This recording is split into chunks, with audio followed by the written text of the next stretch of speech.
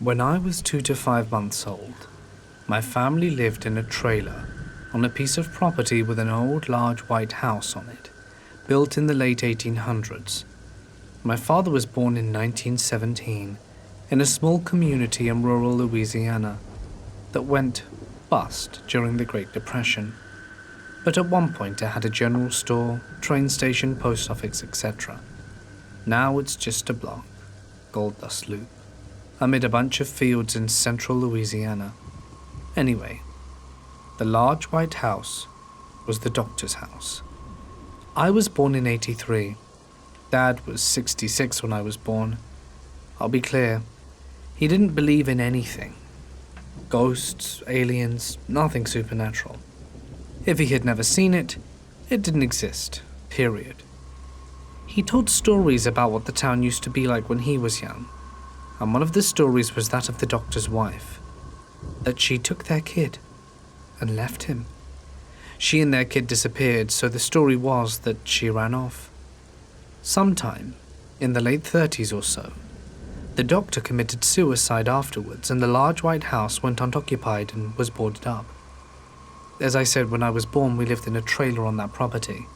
My dad bought another trailer and had been a carpenter back in the day, so he built a large home a couple of lots over, using the two trailers, and built a frame around them. Now, when I started talking, I started telling all these stories about an old man that I had all kinds of adventures with and called him my grandpa. I had no grandpa alive at the time. Parents brushed it off as an overactive imagination, and in time I forgot all about it. Years later, I'm talking to my dad after a news story about an earthquake, and he mentions feeling tremors when I was younger in our house at night, to which I replied that it was impossible, since Louisiana didn't have any earthquakes. Well, in typical old man fashion, he became agitated and swore that occasionally his bed would shake at night. Weird. Before my mother passed away, she told my sister not to live in the house with her daughters and to sell it instead because she thought something bad was there. When asked to elaborate, she said the whole time we lived there she occasionally heard voices when no one was in the house, and footsteps. She was very sick and had moved out of the house, and after her and my father separated, then passed away shortly thereafter. I don't think my sister really paid much attention to what she said. She would end up moving into the house a few months later. A few years later, I'm in Texas. My sister is now living in the house where we grew up. She called me freaked the hell out, complained that she heard an old man's voice and a woman's voice arguing, and a child's voice. I roll my eyes and brush it off. Then my older brother goes over and leaves that night, claiming he heard the same. So then, being the religious people they are, and I'm an atheist, they call a local pastor, and this goes on for about 2 weeks with increasing intensity. They do a blessing, and as they are finishing, my sister's dog goes berserk outside for no apparent reason, and the 3 lawn chairs on the porch are thrown into the yard with no one else on the porch. There were 4 witnesses to all of this, claiming they saw the same thing happen. I didn't witness it, but I would have certainly liked to have seen it for myself. In any case, after thinking about it and having read a lot of supernatural experiences, I think it's plausible that all these experiences are linked together. The doctor that killed himself, the missing wife and kids, my old man imaginary friend, my dad's bed shaking, and the eventual ghostly noises and occurrences. It doesn't really frighten me, but it definitely makes me really curious.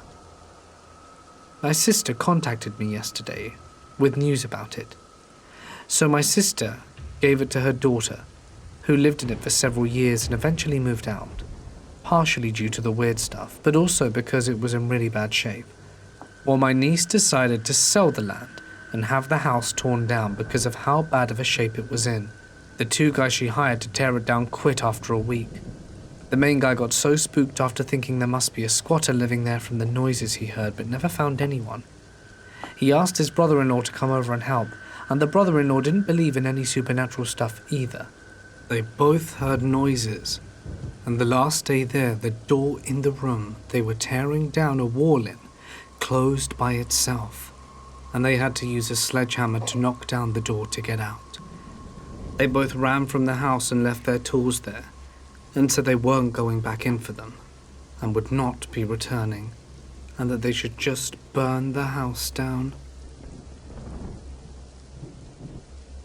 I grew up in North Texas, and one of my friends has a cow farm and a lot of land. The name of the street he lived on was his family name. Me and my friends would go out there a lot on weekends, way out on the land far from his house, bring a guitar and some weed, and make a campfire and just hang out. One summer night, my friend asked if we wanted to see a haunted house. He said it wasn't really haunted per se, but it was out in the middle of nowhere, and was abandoned. He said he'd driven by it a few times on farm routes, but had never had the stones to go explore it himself, especially not at night. It was one of those times where no one wanted to be the first to say no, so we all said yes. It was a cool, clear night, and we piled into my friend's sedan. We were listening to some good old classic rock tunes and generally enjoying ourselves. We came to an area where we had to drive over a very old river, which was now a narrow stream. This stream had eroded this patch of land for so long that it had become a very, very steep depression. There was a large plank of wood across the remainder of the stream, making it flat enough to drive across. Our friend assured us it was safe for the car, even though it looked like the angle was too steep for the car to cross without being damaged. By this point, the atmosphere had changed. We were no longer just hanging out or fancy-free. A few of us were speaking because we were just looking at the windows at the dark and the looming trees and expanse of moonlit grass. We held our breaths as we crossed the stream, and when we crossed it, there was a sea change in the way it felt. It was as if I could sense the house getting closer. No one had said a word for the past 10 minutes, other than my friend giving us time estimates on how much further we were from it. There was nothing out here, not even a paved road. There was a dirt road formed from cars, but it was very old and overgrown, as if it had not been used except, perhaps, sparingly for a decade. Suddenly I became aware of something that had been present for a good portion of the trip, but had occurred so slowly that I hardly noticed. I broke the silence. Everything's in black and white. Everyone else in the car started to freak out, because they could only see black and white too. There was no color anywhere, just shades of black like an old photo. "Are we dead?" I asked. I was convinced we had died along the way, but had not been aware that we were dead, like in a horror movie. I still had no explanation for this. We pulled up to the house and the color had returned, it seemed, but it was too dark that it didn't matter anyway. The house was 2 stories at a slight tilt, and the face of the house looked menacingly down at us. It was an old southern house with white pillars that had become discolored with age, a faux balcony jutting out from under the 2nd-story window, and about 50 meters from the house was a large metallic silo. As the headlights from our car washed over the area, the darkness took its time to leave because it had become so settled there. We began walking slowly towards the house. In the front yard there were lots of holes in the ground, freshly dug, about the size to fit a small potted plant. Inside the holes we found crumpled up pieces of paper. On the paper were crude drawings, like children's drawings. They were of people. Stick figures. Some of the stick figures would be upside down or laying down. Some of them had faces, and they were all sad or yelling about something. We went into the silo, which was unlocked. We went in with a flashlight and lit up the interior portion by portion with a beam from the flashlight. It was totally empty and gleamed like polished chrome. It smelled like sawdust and old oats. I swore I heard the sound of a girl crying, but that might have just been the sound of the hinges on the door. I'll keep telling myself that. Finally, we went to the house. The doors were all broken off the hinges. There was a screen door, and it was partially torn. We went inside. We broke up into groups and tried to explore the whole thing. We were all trying to seem brave, saying things like, "The thing I'm most afraid of is the floor falling in." There were closets, and we'd hold our breath before we'd open the doors but found nothing inside. The whole house was completely dark and empty. We only had one flashlight, so there might have been parts that we had missed, but we wanted to get the hell out of there. We got back in the car, and one of my friends dared someone to go into the house by himself and sit on the living room and close his eyes for 30 seconds. He said he would do it. I couldn't believe it. I could never do it. He walked off proudly towards the house. We saw him go in. The living room was the first room on the first floor past the foyer beyond the door. Several minutes passed and we thought he was messing with us, wanting one of us to go in after him so that he could give them a scare. Well, that's when we noticed the smell. Something smelled really awful in the car. My friend, who was driving, looked down and saw a dead cat crammed down underneath the pedals. Then we noticed there was cat fur strewn about the car. We freaked out and started honking the horn and flashing the headlights at the house. Our friend didn't come out. Finally, me and another friend went in after him. When he got to the living room, we found him sitting on the floor, huddled over, his back to the wall, with his arms wrapped around his knees and his head buried in his legs. He looked up at us as if we should run away, as if it was too late.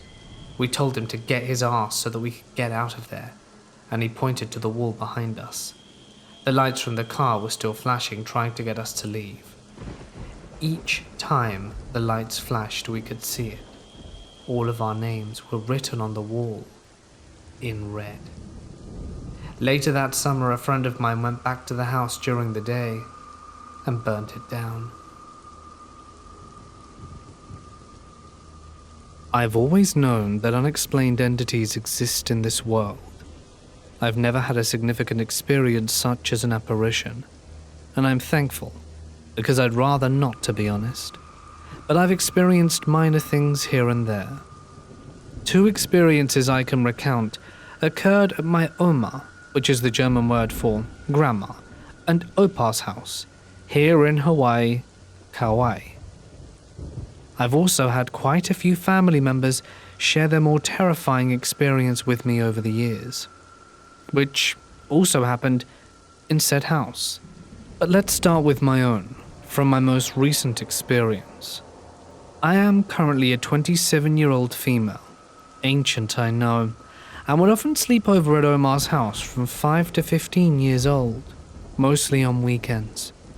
I enjoyed being there, as she and I were really close. She spoiled me from when I could first talk, up until she lost her memory to dementia.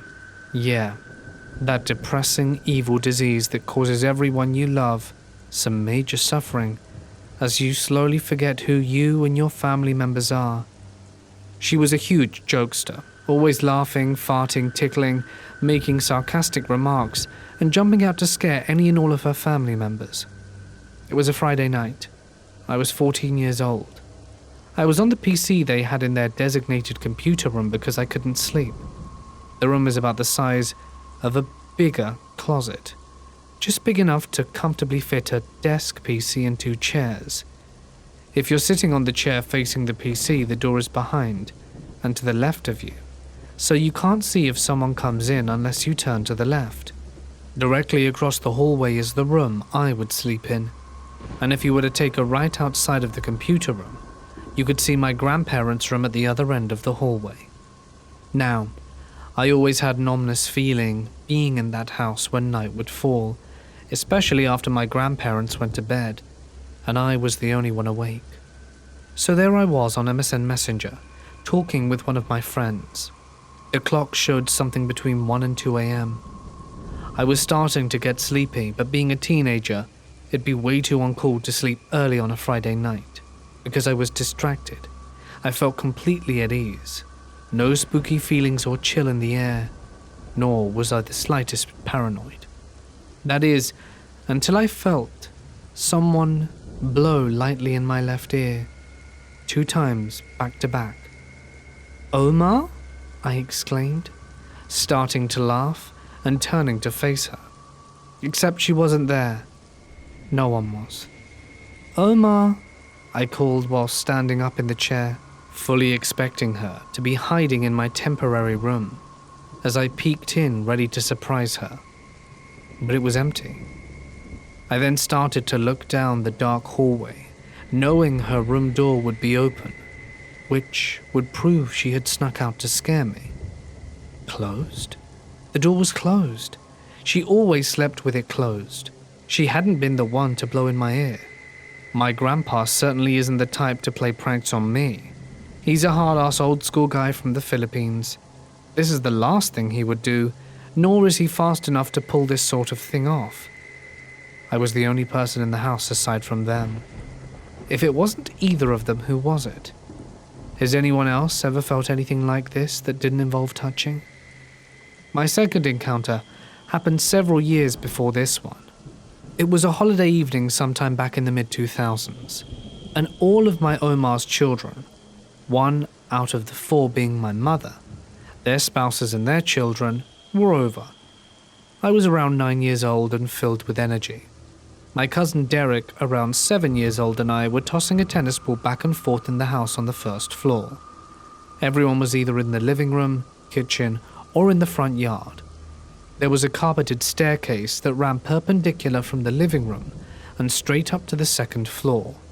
From the bottom of the staircase, you could see most of the living room and obviously up the stairs. From the top of the staircase, you could see the stairwell down to the bottom and a small fraction of the living room. It consisted of about 15 stairs and had its own light bulb, so no one would have to blindly walk the stairs at night.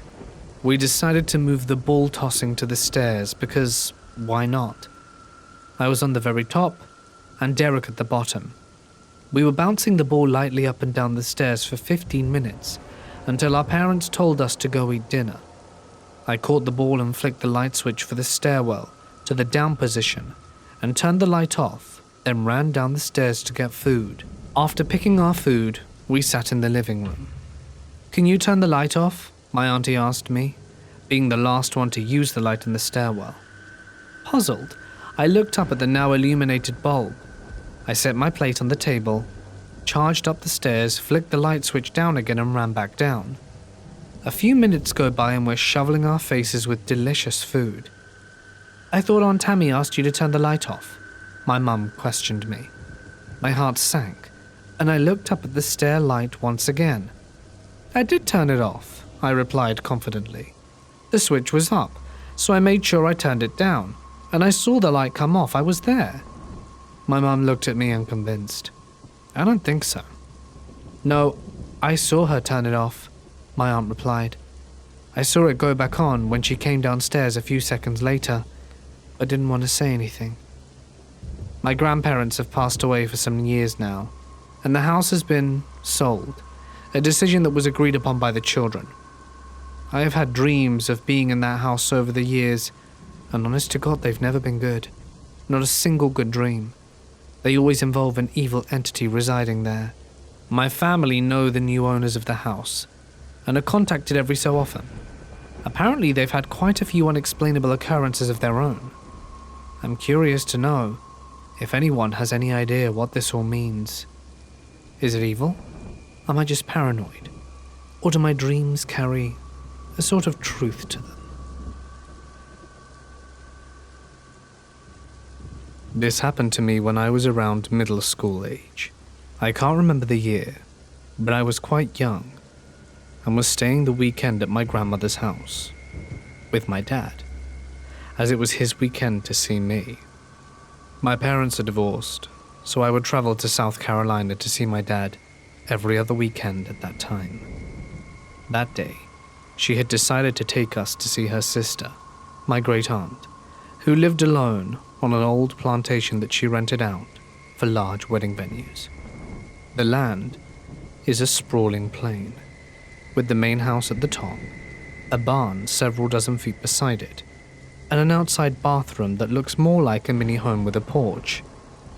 There are walking paths between these and are relatively close.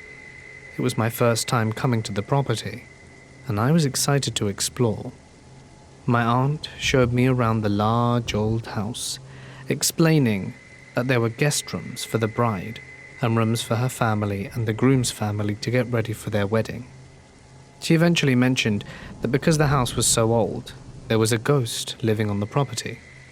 She had asked a medium to do a reading of her home once, and revealed that there was a young man named Isaac, who was a slave on the property hundreds of years before. He had been working late at night, without a candle or lantern, and had fallen into the well, and died.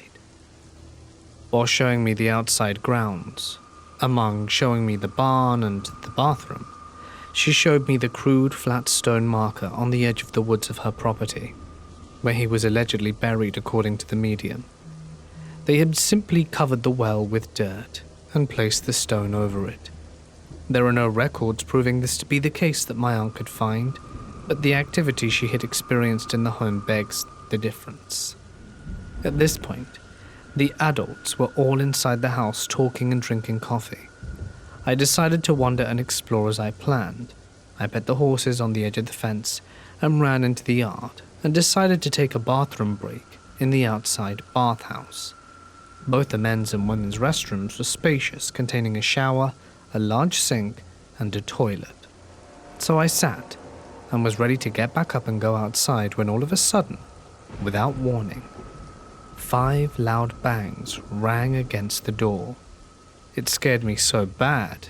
Before the last bang, I had already begun to shout, "I'm almost done, I'm getting out now." And in one quick motion, I stood up, pulled my pants up and yanked open the bathroom door to find no one was there. I looked across the field at the men's restroom and didn't hear someone go in there. But it made sense if someone really needed to use the restroom that badly, they would have gone there instead. But I didn't hear a door slam, as I had ran to the door so quickly, with less than a 5-second interval, that if they had tried to make a break for it, I would have heard, as you would have had to stomp on the porch and slam the door closed behind them. I called out, but no one answered. I ran down off the porch and stared dumbfounded at the bathhouse. I circled the house, but there was no one around. At this, I was completely spooked, and ran back to the main house and told my great aunt and grandmother what happened. My aunt rubbed my back comfortingly, gave me some chocolates, and sat me on the dinner table. "It happens more than you think, dear. Isaac likes to pull pranks." While I ate my chocolate, she explained how home renovations have been halted, as the workers would have their tools thrown at their heads or paint cans toppled over. Doors slam, and men swear to never come back and finish working. Times where she was out of town, and the stereo system in the barn would turn on full blast in the middle of the night, leaving the neighbors to call the police just for them to show up on an empty property with no one in sight. He seems to hate when the house is renovated or changed. There was one time where a couple was staying in a guest room, and even though it was summer, they could not go to sleep as the room was frigid cold. My aunt would run up and down the stairs delivering blankets to the couple, and though she understood what was happening, she wouldn't dare tell them. Isaac must have been in that room with them. This experience has left me questioning my skepticism in the paranormal. I can't understand how this could have happened. I've even asked my dad earlier this year if he remembered visiting, or if he had tried to prank me by banging on the door, but he couldn't even remember what visit I was talking about. I've plundered every avenue of exploration for the sound, but nothing comes up, other than the sure fact that someone definitely knocked on my door that day. The home is used for family gatherings for my dad's side of the family, and honestly, I'm dreading going back again after that experience. I haven't been back since then, but I'm sure Isaac will remember me and pick on me again. My family house is over 100 years old, on an apple orchard estate. The house was abandoned and renovated in the 70s by a couple. They grew older and the wife was told she could no longer have children. Against the diagnosis of the doctors, she conceived, and the two had a daughter. But when the girl was 5 years old, she fell from a tree that is in the front yard and died on the spot. The husband became severely depressed and locked himself in the study. The study is now my younger brother's bedroom. The room went virtually unchanged from when we got possession of the house. The husband was so depressed that he hung himself from the large old tree that is in the backyard. It's dead smack in the center of the yard, and the wife moved out and sold the house after 20 years or so to my dad in 1998. Since then, it has undergone a full renovation with additions, but the study has remained the same. My dad likes it for the wood paneling walls with built-in shelves and looks very rustic. The two trees involved, the little girl's climbing tree and the hanging tree, remain where they are. The tree where the girl died is thriving and beautiful, but the father's tree is dead and ready to be cut down.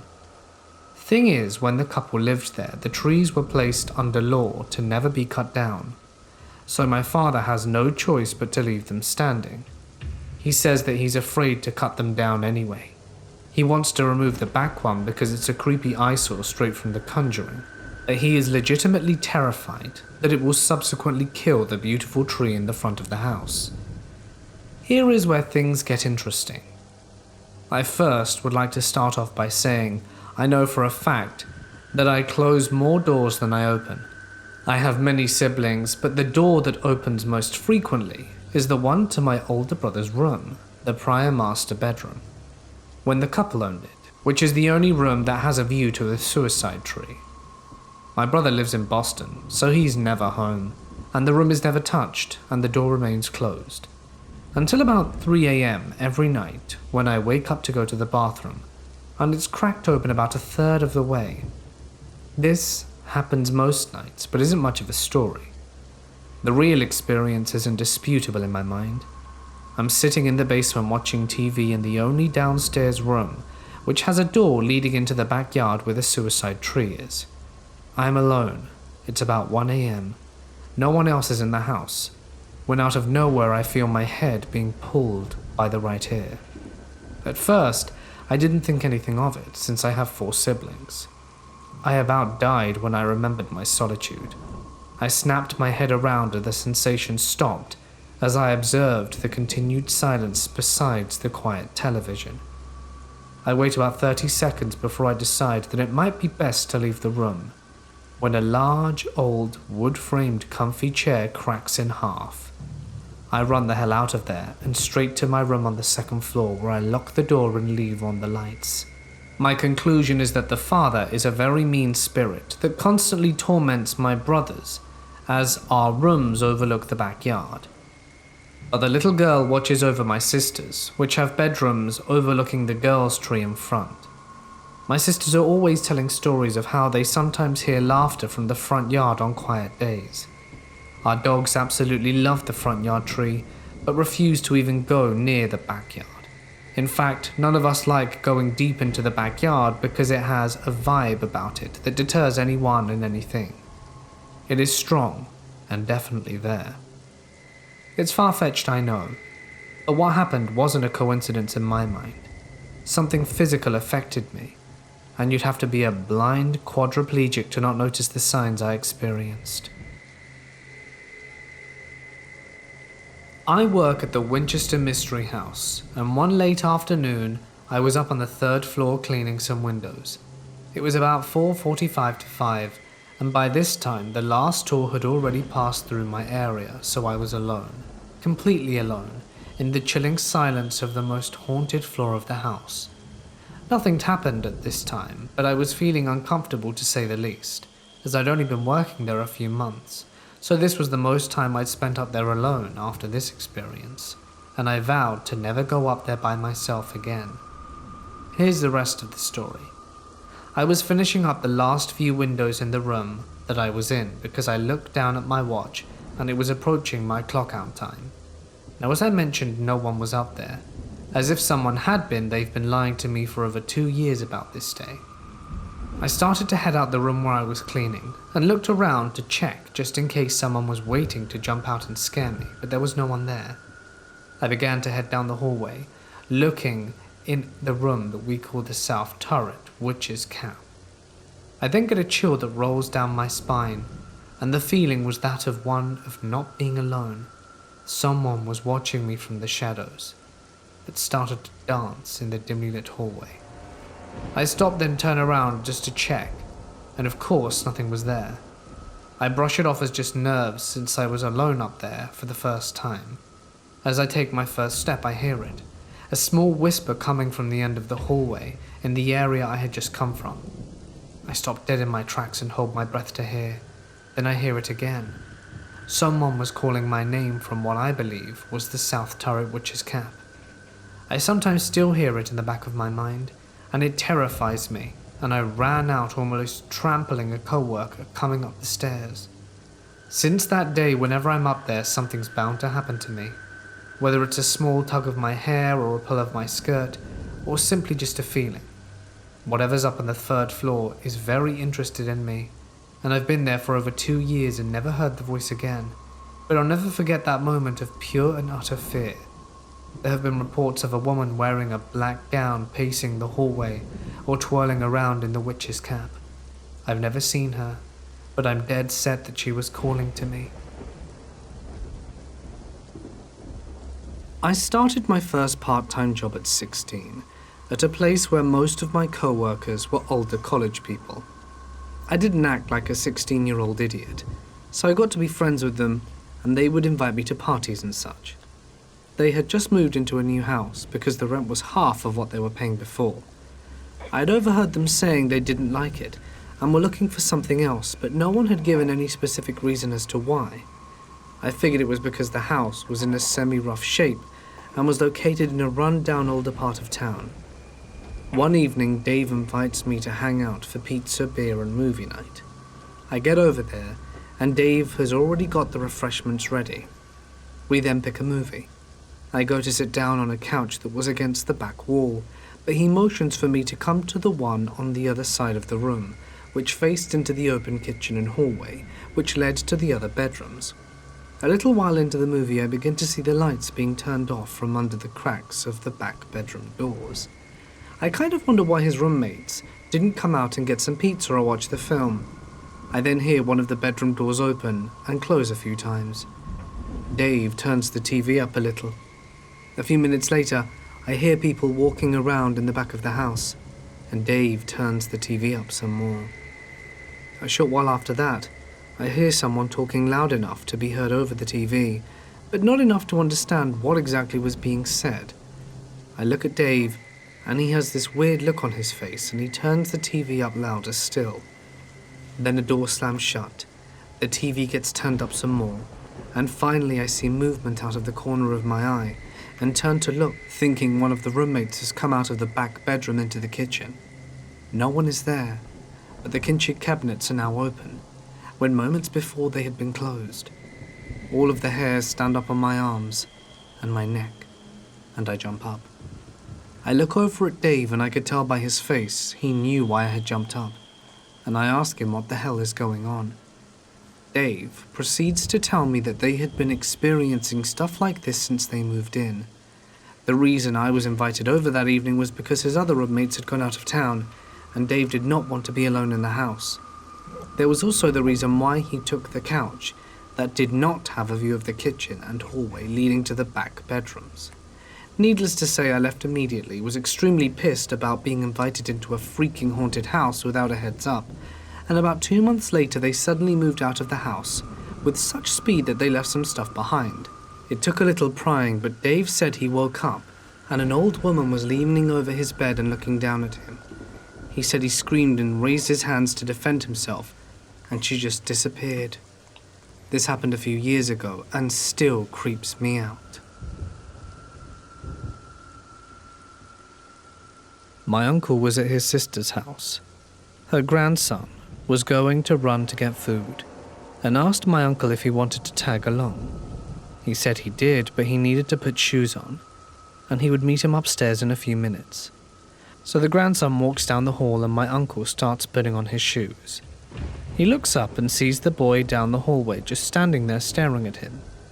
He tells him again he will meet him upstairs, and the boy turns and walks into the bathroom at the end of the hall and starts combing his hair. My uncle finishes putting his shoes on, and when he looks to the bathroom, the boy is closing the door. He figured he needed to use it, so he decides to wait until he gets out and keeps watching TV. So he waits and waits and waits. Half-hour goes by, so my uncle decides to just go up and wait for him upstairs. He gets up there and finds the grandson had left a long time ago. A few minutes later, the grandson is back. My uncle is totally confused and asked him when he left the bathroom. The boy had no idea what he was talking about and said he never combed his hair or anything. On top of that, the boy gets a little freaked out and shares his own story. One night he had stayed in the house and got up in the middle of the night to get a glass of water from the kitchen. His grandmother was sitting at the table, no lights, totally still. He stood there for a minute and it felt weird to him, so he walked back to his room. On his way back, he looked into his grandmother's room to see her sleeping in there. I guess my aunt has no idea that these things happened. They don't want her to be scared in her own home. But seriously, what the hell? I would like to share with you a few minor unexplainable events I personally had in my grandma's old house. I had mentioned that my family members experienced numerous, more significant and more terrifying paranormal happenings in the house than I, which is why I'm writing this today. I'll also mention another family house and the events that took place there. Keep in mind, these are all people who would never falsify stories just for the hell of it. They're raised Catholic and are pretty religious for the most part. This makes their experiences all the more creepy to me, knowing they are 100% true. When my grandma was alive years ago, she shared this with me. One morning around 5 a.m., she was standing in the kitchen washing dishes. My grandpa was still asleep, as that was hours earlier than his usual wake-up time. There's a window above the kitchen sink that looks outside into the back patio when it's too dark to see outside. The kitchen light is bright enough that you can clearly see the refrigerator in the reflection of the window. The kitchen suddenly feels cold. Keep in mind we live in Hawaii, where the temperature is consistently high 60s to mid 70s most mornings. My grandma found it strange that the temperature seemed to have dropped abruptly, and said it felt like the freezer door was open. She sees movement in the reflection of the window, which catches her eye. She slowly looks up to the window and sees the silhouette of a figure behind her. She is startled by this, since no noise was made, no footsteps, no door sounds, nothing. But she wasn't afraid. She quickly drops the dishes and spins round to face the unknown visitor. She realizes she recognizes them. The figure slowly walked past the refrigerator without acknowledging my grandma, not even making eye contact. It then made a right turn directly into the kitchen closet, where it evaporated into nothingness. My grandma's head was spinning, because she had just seen her mother, who she last saw in Germany, where her and her family are from. Her mother, who she hadn't seen in decades. Her mother, who had passed away several years before. My grandma hasn't had any other experiences as far as visual encounters, but would swear up and down that she would often feel her father in the house, mostly when she was getting ready for bed. Her and her father were very close, as she was supposedly his favorite out of all of her siblings. Her father was in the German army that hated the Nazis, and she would remember having to hide in their attic during the war. My grandma says when she was a little girl, her father would tickle her feet when tucking her in at night. After she moved to Hawaii with my grandpa and her father passed away, I'm sure you can guess where I'm going with this. She recalls numerous nights of feeling her father's presence and his hands tickling her feet when they would be exposed from under the covers. She was never afraid, and in her heart knew this was him. This thoroughly creeped me out, and for this reason I never sleep with my feet hanging out to this day. My Aunt Tammy has had paranormal experiences for as long as she can remember. For some odd reason, she was always extremely sensitive to the paranormal. Years ago, Aunt Tammy and her kids, my cousins, Chanel and Derek, lived in a very old plantation house that was previously owned by one of the sugarcane workers. He was an old man and had an alcohol problem. From what they were told, he apparently hung himself in the backyard on a mango tree. That was still there when my aunt moved in. The house had always had a very eerie vibe, no matter the time of day. I visited tons of times to hang out with Chanel and Derek, and just never felt comfortable there. I didn't know of the happenings going on at that age, so all the feelings were just whatever to me. It just always felt sort of dark, and like something was going to happen. It was a small, aged, 2-bedroom, 1-bathroom, creaky house with wooden floors. Everything that had a door would make a noise. You couldn't take a step in that house without making a sound. Aunt Tammy was home alone one night. The kids were sleeping over at a relative's house, so she was enjoying the quiet time to herself. She got up from the couch in the living room where she was watching TV to get to her scented lotion that she swore she had left on the kitchen table. After scouring the area around the table and the kitchen counters, she headed into her bedroom. Having no luck in there or in the bathroom, she gave up and walked back into the kitchen. She stopped dead in her tracks and scanned the entire kitchen in all. Every single cupboard and drawer was open wide. Confused and freaked out, she started to close them, when out of the corner of her eye she spotted something on the kitchen table. It was the bottle of lotion she had been looking for. She questioned how all of this even happened when she hadn't heard a single noise while in her bedroom. As mentioned earlier, the house was old and noisy, so sneaking around was out of the question. Derek would often complain to Aunt Tammy that he always felt watched in that house. He was around 7 years old, so no child typically has the feeling of being watched just out the blue. He would tell her that he hated showering, and this only happened in that house. She would have to hang out in the bathroom and talk to him while he showered because he just couldn't do it. He was genuinely horrified. Derek had his own set of experiences living there. He would be asleep in his room and wake up scared out of his mind because he heard breathing, then felt the hot breath of someone or something behind him. He would get up to see there was no one in his bed but him. If his sleep wasn't interrupted by ghostly breathing, it would be the heavy boot steps. The floorboards would creak, in addition to what seemed like boots slowly making their way to his open door, then stopping once they reached his room. He would stare out into the hall from his bed, expecting to see someone, but he never did. My parents lived in that old plantation house for a few months before myself or my cousins were born, because they needed a temporary place to stay. My parents were the only two in the house one night, and they needed to jump in their car to run an errand. My dad got up and accidentally dropped the car keys behind the bed. Hearing them hit the floor, he moved the bed to pick them up. My dad made a puzzled expression and asked my mum what the problem was. He pulled the bed to the other side of the room to make sure it wasn't caught on one of the legs and asked, "Where did they go?" My mum looked on the floor where they both knew for certain the keys should have been, and was just as confused.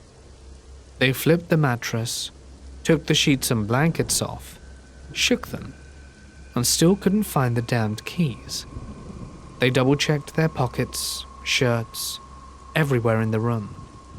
They were extremely frustrated because there was no doubt the keys were in his hand and should have been on the floor when they heard them drop. They were out of ideas, so they went to check around the rest of the house, knowing damn well it couldn't have been anywhere but in that room, After a half hour or so, they gave up the search and walked back to the room to reorganize the mess they made. Sitting on the naked mattress, which was hanging halfway off the bed, were the missing keys. My parents lost their minds and were so shaken by this that they left the messy room as it was, grabbed the keys, and slept at a friend's house for the night. My Aunt Tammy is currently living in a rented house on a nice piece of land about 20 minutes from where I live. She says she loves that place, and it's the perfect size for her and her on and off boyfriend. The house does have character, however. Several months ago, she was alone in the house in the living room. My cousin had been over and had just left a few minutes prior. She suddenly hears something light and metallic sounding moving on top of her table. She quickly looks for the noise and sees movement. It was the lampshade, lifting up a couple of inches higher than the light bulb. As soon as she gasps, the lampshade drops back into place, making an even louder noise. She gets up to inspect it. She confirms that she wasn't just imagining things, because the lampshade was now crooked and had to be readjusted to its correct position. Just a few months later in the same house, my Aunt Tammy had an extra bedroom that she was renting out to our cousin, Kavika. Their rooms are on opposite sides of the fairly big house, so they rarely ran into each other. One night, Aunt Tammy was alone in bed, just about to fall asleep when she heard a loud force hit her door, as if someone punched it as hard as they could with their fist. She jumped out of bed and ran to her door, swinging it open. There was no one there, so she stepped into the living room and inspected the rest of the house. It was quiet, and everything seemed to be in its place. She noticed Kavika's room door was closed, so there was no way he could have hit her door, ran back to his room, and shut the door without being seen or heard. She went back to bed and eventually fell asleep, wondering if she could have imagined it. The next day he approached her. "Hey, I was going to ask, did you hear that loud bang last night?" That confirmed it. She definitely didn't imagine it. I lived in a haunted house for over 2 decades. The house was built in the early 1700s. It was a beautiful, rambling old house with a big garden, outbuildings, 5 bedrooms and working fireplaces. My parents, my 3 siblings and I were overjoyed to be moving into this spacious house after living in a cramped 2.5 bedroom terrace with no garden. My parents had bought the house for an incredibly low price, even for the 90s. It was cheap. I do wonder now if it was something to do with the hauntings. It wasn't before long that we realized we weren't the only residents. A few days after we moved in, my mum was downstairs in the long hallway which ran the length of the house from the front door to the kitchen, past the wide old staircase, as she watched this form of a shadow that seemed to be dressed in Jacobean clothing based on the silhouette walk along the wall and then disappear into the wall by the stairs, as if he had walked through a door that wasn't there. But that was only the start. We quickly got used to seeing and hearing things that weren't there. We'd constantly see black shapes swiftly moving out of the corner of our eyes. When we turned to look, there'd be no one there. Late at night, after everyone had gone to bed, we would often hear voices talking softly at the base of the stairs. It sounded like 3 or 4 men murmuring to each other, like a group of people planning something. But if we went to the stairs to listen, the voices abruptly stopped. Now bear in mind, this was a detached house with thick, solid walls, and only a quiet couple for neighbors. We called the voices the murmuring men, and grew quite fond of them. My brother liked to stay up late and play video games in his room, between the hours of 2 to 4 a.m. He would often see a woman standing in his bedroom. She was wearing an apron over a Victorian dress, He told us about it, and we all agreed it was weird. Later, when we were having the house renovated, we discovered old servant bells in his room. So perhaps she had been a servant and was checking the young master to see if he wanted anything. As well as seeing and hearing things, there were other indications that we weren't alone. Things would go missing, like objects you'd swear you'd left on the side. We'd all look high and low with no sign of whatever it was, then later that same object would turn up in an incredibly unlikely place, like on top of a wardrobe or somewhere that had already been searched.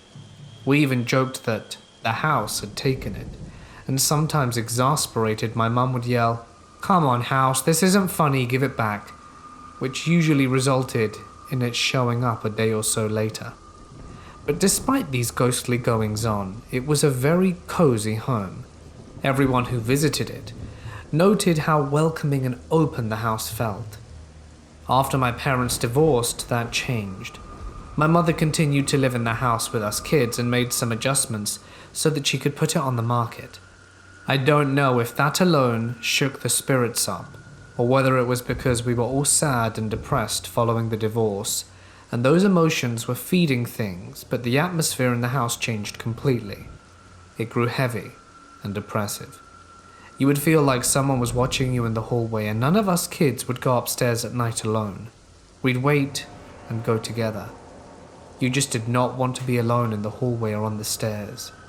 That feeling that something was right behind you was so intense.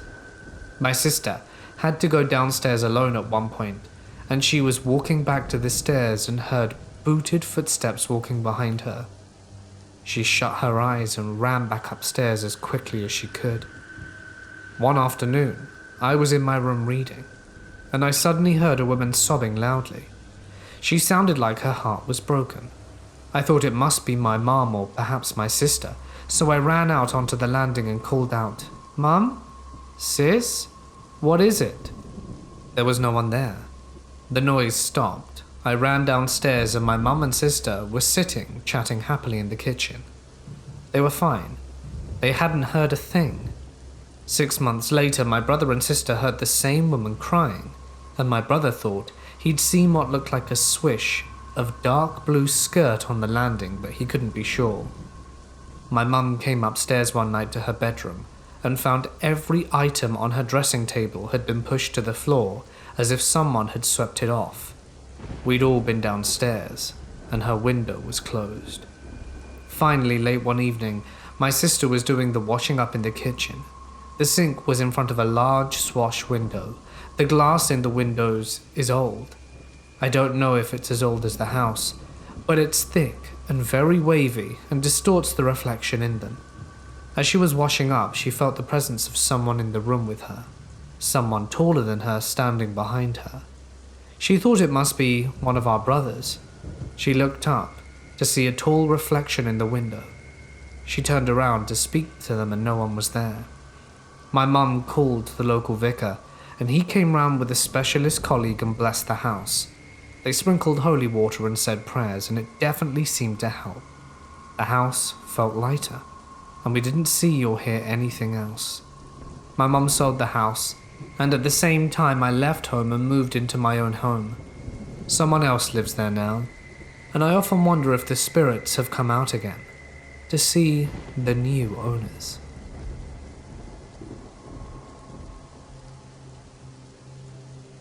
My family and I had just moved to Council Grove, Kansas from Greenville, South Carolina. We went from the beaches and mountains to the flatlands of Kansas. My grandparents had searched there for houses for us prior to moving, as there were 8 of us, not including my dad and stepmom. They found an old farmhouse that was built in 1872, and it came with a 3-room chicken coop, 3 outdoor sheds, 2 garages, an old train car, and 2 metal barns. To get a better understanding of the layout of my story, I will give you a description of the house. When you first enter the house, you could go straight down a set of 5 steps to the dirt-floored cellar, or go up the set of 3 steps to the closed-in back porch that led to the back door entrance of the house. Once you walked in the back door, it took you directly into the kitchen.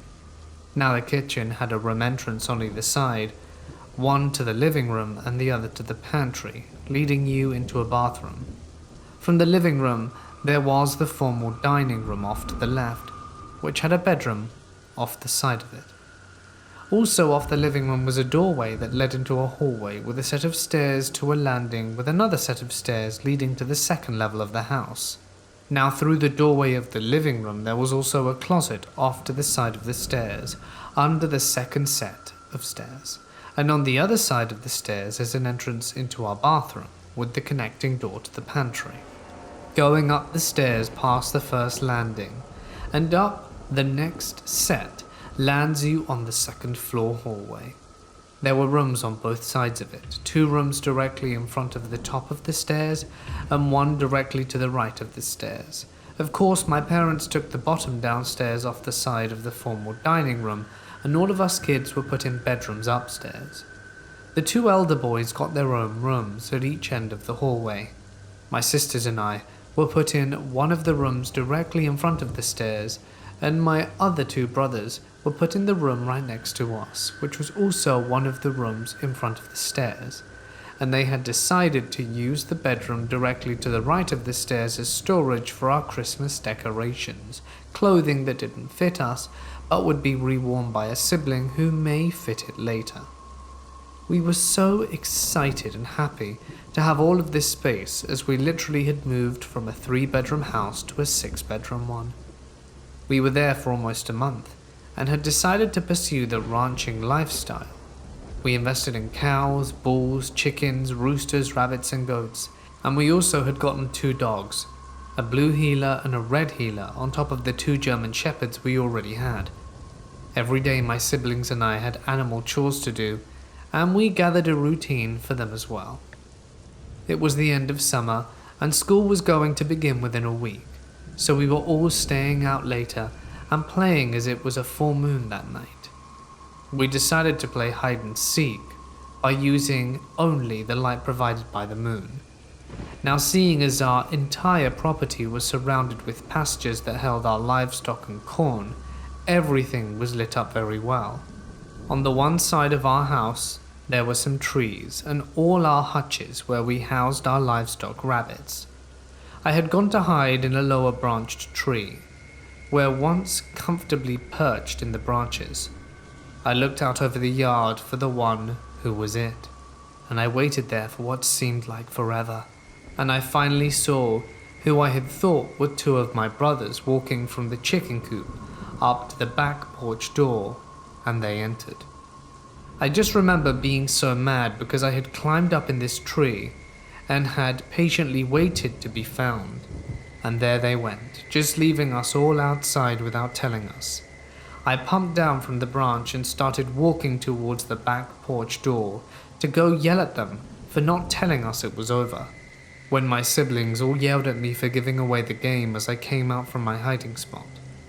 Now I was about 9 years old at the time, so in my high-pitched annoying voice I screamed, "That's not fair." The only reason I came in from the hiding spot was because I swore I had seen Justin and Andrew walking inside. As Justin and Andrew came out from the outdoor shed, saying that there was no way that was even possible, as they were in there the entire time. After that we looked at each other and darted for the back porch door and trampled over each other to get in. Once inside, we all piled in a line outside the bathroom off the kitchen, where we all took our turns going pee and washing up before all heading upstairs to go to bed before our parents woke up. None of us spoke about it again after that. Now it is winter time, and I am out feeding my calf Burger. I know, kinda twisted, but whatever. Now as I was out giving him his feed, I heard what sounded like an older woman who was in her late 40s/early 50s, rambling on about how the cost of wheat had dropped and how he was supposed to feed his animals through the rest of the season. Mind you, my brothers were less than a football field's lengths away from where I was, but they were feeding the chickens and collecting their eggs. So at the time I'm starting to panic, just a little bit, and a stupid me with a cracked voice hollers out, "Hello, is anyone there? I think you should come out. This is private property." My first thought was that my two older brothers had just gotten a 12-gauge shotgun for Christmas, and the bullets were under their beds in case something broke loose. My second thought was to let Daisy, our German Shepherd, in the pin that was opened by the barn where I had heard this man talking frantically. At this point, a few minutes had gone by, and I turned towards my brother and waved him over to where I was, and once he came over to me, I explained to him what I had heard and what I had said. He stood there and waited for a few more minutes, and there it was again. The damn old man's voice screaming at this point, "This is my farm, my land, and you can leave before I come out." My brother and I's eyes met so fast we silently came to the agreement to beeline it to the back porch door, screaming for our other siblings to do the same as our parents weren't home. We all gathered in a circle in the living room on the floor, frantically explaining to everyone what just happened out in the barn. We debated telling our parents, mind you. Our dad was a very, very verbally and physically abusive guy who truly hated his kids and made it well known to all of us. And our stepmom, well, she liked to agonize and abuse us, so we ultimately decided to just act like nothing had ever happened. We began sharing chores with each other almost immediately after the event. Summer had finally arrived. The only reason this date stuck out so clearly to me was as it was my 10th birthday, June 2nd, 2001. It was a rather hot day, and my brother and I had walked out into one of the pastures back to a creek that ran through our entire property to catch frogs and swim a bit. My brothers had wandered upstream a little ahead of us, and I was too entertained by a bright yellow, orange, white butterfly that was fluttering around me as I was swimming. I heard Andrew holler out for me and say that Dad was going to be home soon, so we better get back to the house and finish our chores. Now, thinking about it, it definitely did not make any sense. We had left the house right after lunch. On the way back out the back door through the kitchen hung a clock featuring some apples, and it read about 12:03 p.m. The walk from the house to the creek was only about 10 minutes, and we had only been in the water not even 20. My dad worked till about 6 or 7 on a normal night, as he was a carpenter. Our stepmom was back in the house caring for our 9-month-old baby sister and 4-year-old baby brother, as she only worked in the early mornings at the local bakery in Council Grove. So without fail I listened and grabbed my shoes and wandered back down to the water to throw on my flip-flops, only to see my brother walking back over to me asking where I thought I was going. I stopped and shook my head, and kinda just assumed they were messing with me at this point. Mind you, we didn't have cell phones, nor did either of my parents, so here we are, 4 of us, because the other 4 stayed home, no phones, and just us with our towels. I wasn't about to stay down in this creek and have them try and scare me, so I began walking back towards the house. Mind you, I watched my brothers walk further down the creek as I was going in the opposite direction. While walking back through the tree brush, I saw what appeared to be 2 kids, a boy and a girl, roughly between 7 or 8 and 13 and 14. I blinked and rubbed my eyes and looked back, but this time they had moved a solid football field's length away from where I had seen them the first time. At this point, adrenaline had completely kicked into high gear, because before I knew it, I was halfway across our pasture, climbing over the little cattle gate and running across my driveway, not thinking twice about looking back. The weirdest part is when I got back up to the house, all of my siblings were somehow there. Literally, how is this even possible? They walked down there without me. I watched them go in the opposite way, and I walked back to the house. All I know is I went to the bathroom, got in the shower where I began sobbing, and had no idea what just happened. If this was all some kind of elaborate prank, they succeeded, but I don't think it was. My stepmom had told everyone to get cleaned up for dinner at this point, and I am completely on edge.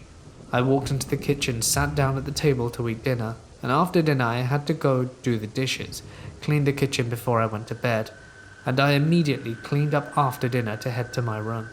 Side note, my closet in my room had a hobbit door with a very long but very narrow storage space that we never used. My stepsister and I had a shared bedroom, and we had bunk beds. I was of course in the top bunk, lying down with the blanket over my head, trying to figure out exactly what had happened that day. But I kept drawing blanks and was just left with more questions than answers. As I lay there, stumped, scared and confused, I somehow managed to fall asleep and remember hearing my stepsister come into the room, as she was a very loud and heavy walker. I remember her leaving our bedroom door open and shut off our light and crawled into her bed and heard her snoring shortly after as I fell asleep too. Ashley, open your window. Ashley, please won't you let me in? Come on, I won't hurt you. Please open and let me in, is what I heard, as my eyes shot wide open and I could feel my heartbeat all the way to my toes. Absolutely terrified at this point, I threw the blankets over my head and closed my eyes so tight, hoping it would go away and that I was only dreaming. After a few minutes, nothing, so I started to relax a little bit and started to chuckle as I was about to finally breathe, and I thought to myself that I was just paranoid from the situation from down at the creek. I was able to finally go back to sleep after what felt like hours, but had to have only been 20 minutes. I woke up to the sound of the door that led you to the stairs from the living room open and close, followed with footsteps walking up the first 2 flights of stairs, then stopping and pausing when reaching the landing in between the 2 sets of stairs leading to the second floor. I remember hearing someone whispering, but couldn't make out who it was or what they were saying. Then I hear the footsteps continue up the second set of stairs all the way to the top. My body was frozen in sheer terror. It was almost as if this entire day and night was just one big nightmare, but it definitely wasn't. I threw my blanket over my face, but left my ears and the top of my head uncovered as I was trying to listen for who or what it was who I had heard walk up my stairs. I heard what sounded like 3 or more people walking up and down our hallway whispering to each other. Then I heard a little girl running up and down the hallway, entering my room laughing and running back to the hallway. This continued on for a while, and then I heard them all walk from the end of the hallway to my doorway, where I was finally able to make out what one said to the rest. "We have one awake with us, in here." I wanted to crap myself at this point, as I heard them all slowly walk from my doorway to where I literally could feel their presence surrounding my bed. My eyes squeezed shut so tight, I was not trying to see face to face with whoever was in my room. They were there for what felt like an eternity, mumbling after that, until I heard a girl's voice announce that he is in. I am thinking so many thoughts right now, but the one that stuck out the most was this cannot be real. I heard the footsteps retreating back to the hallway and everything fell silent. I waited a few more minutes before uncovering my face and breathing a sigh of relief, and that scared the crap out of me. I closed my eyes and tried to get more sleep. I rolled over and cracked my eye open and I heard, "Ashley, I got inside after all, and you didn't even help me." At this point it must have been between 5 and 6 a.m. The sky outside was starting to lighten. I made out this dark, tall and very broad figure staring right at me, with what appeared to be dark circles as eyes. Now again it's still dark with a hint of light in my bedroom. I closed my eyes and felt like someone had put me in a freezer. As fast as it happened, it was over. I was no longer cold and I opened my eyes to find nothing in my doorway, but heard my hobbit door in my closet slam closed. After that night I never slept without a light on. I never went back down to that creek unless it was to search for any missing or lost cattle. My siblings and I moved in with our grandparents a few short months after school had picked back up, due to all of the physical abuse we were enduring at the hands of my dad. Later on in life we had gotten together over dinner and drinks, and I had brought it up, and my brother looked so shocked when I told him what happened to me on my birthday that year, and about that night playing hide and seek in the moonlight. He then told me he had watched our younger brother and I walk from the chicken coop to the house, but when he saw me come out of the tree, he realized it wasn't, and decided to act tough considering he's my older brother. He also went on to tell me about how he had always heard what sounded like strangers in our home every night since we first moved in. We never went back to the property once we left. Good riddance. Me and a good friend are watching my girlfriend's house. She has 2 dogs and we decided to stay there as it was only going to be 5 days, so no big deal. So we did pretty much nothing the first day, ate top ramen and watched the Science Channel. We're pretty cool, I know. The house is pretty creepy. It's an older house that used to be an old speakeasy that burnt down a long time ago and was rebuilt to be the current house. I don't know if it's true. It's quite possible, it could be, that my girlfriend's dad is messing with me. But what I do know is while I was asleep, my friend woke me up and asked if I turned the oven on. Apparently it turned on by itself. It happened several times through the week, and we were rightfully freaked out. One day I go home and do stuff around the house, so I left him at the house alone. I soon got desperate texts that the dogs were freaking the hell out, and he heard heavy footsteps upstairs. Now I thought he was just milking it and being a dick and trying to mess with me, but the next day he left to go out with his girlfriend, and the same thing happened to me. But I was upstairs in the shower and I heard clear heavy footsteps and no one was home, and the dogs were freaking the hell out downstairs. I literally stayed in the shower for half an hour to build up the courage to check the house. I've told my girlfriend and she claims it's just mice. So, these mice weigh well over 100 pounds, as they were some heavy-ass footsteps, similar to a man with boots on. True story. When I was in 8th grade, I went on a school trip that was called the Louisiana Tour. It was mostly going around to significant sites in South Louisiana.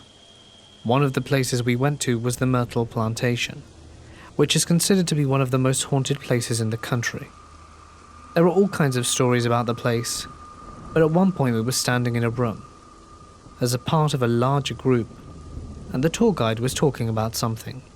I don't remember what. As I'm standing there, I started to hear what sounds like someone hitting a piano key. After I heard it a few times, I began to look around for the source of the noise, but didn't see a piano, although I kept hearing it. I asked one of my friends who was standing near me if they heard it, and they said no. When I heard it again, I said there it is, and that they must have heard it. They thought I was crazy. So I went back to looking around the room. Everyone's eyes were on the tour guide except for one woman.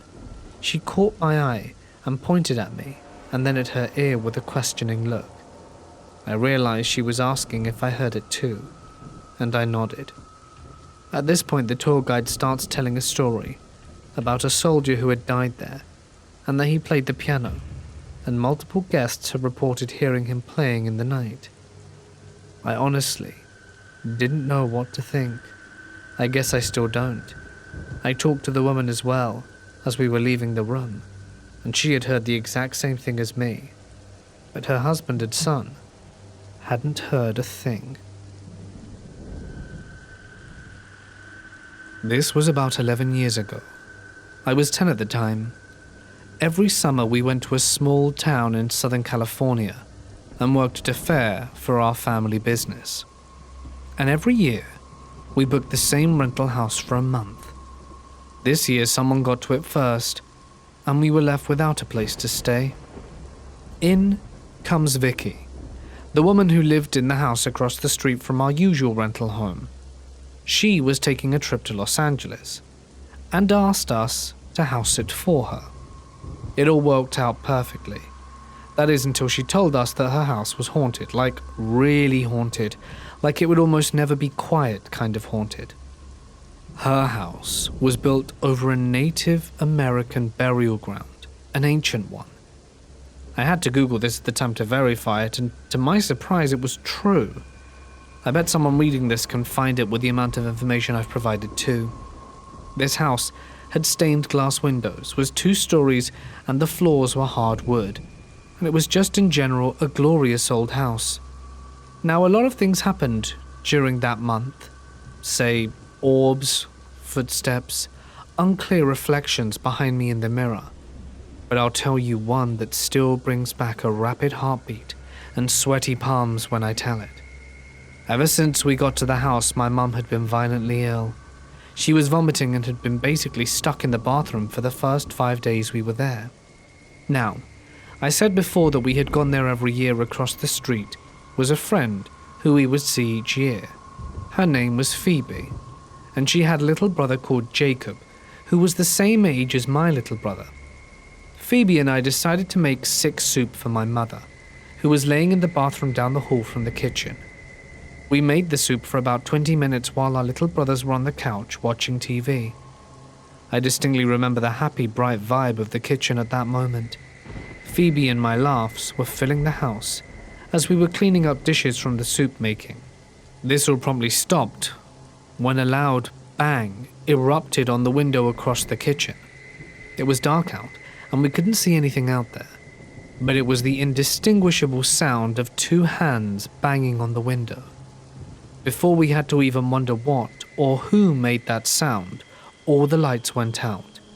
Phoebe and I exchanged a wide-eyed glance at each other, only able to see anything from the light of the TV our brothers were watching. We immediately jumped onto the couch, as to protect our little brothers from whatever was happening to us. We put a blanket on both their heads and turned off the TV. We sat there in the dark, listening, trembling, frozen. After about 3 minutes, I decided to be brave and tried to turn on the lights. When I got to their spot on the wall, I saw that the lights had been flipped off. No power outage. They were flipped right in front of us. Phoebe turned to me and said she thought it would be a good idea for her and Jacob to go home. I don't know why I didn't go with them across the street, but I didn't. Now, of course, I was too scared to go to sleep. My best course of action was that I could turn on the TV, play Temple Run on my tablet, and stay up the whole night being completely distracted. After the first hour and a half of this plan, I began to hear pots and pans clinking in the kitchen across from me, or no one was there. After that, a series of footsteps in what sounded like heavy dense boots added to the kitchen clanking and began walking towards me. My plan was to be distracted and not acknowledge anything. So this is what I did.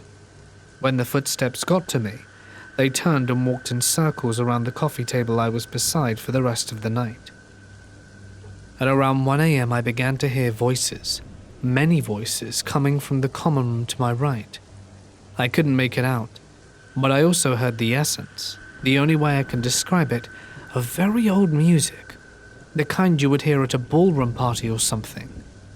Through all the muffled noise in the common room, I could only distinguish one voice, and something I caught her talking about was, "That girl playing with the box over there." That sent shivers down my spine, because it was me. I was the girl on the box, and my tablet was the box. The voices, the music, the heavy footsteps, and the kitchen pots clanged and continued to do so through the night, and only ceased once the morning light filled the house with colours through the stained glass windows.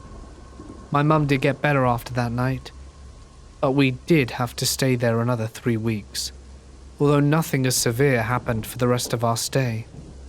Vicky decided to move and use their house as a rental, and last I heard, it's listed on Airbnb.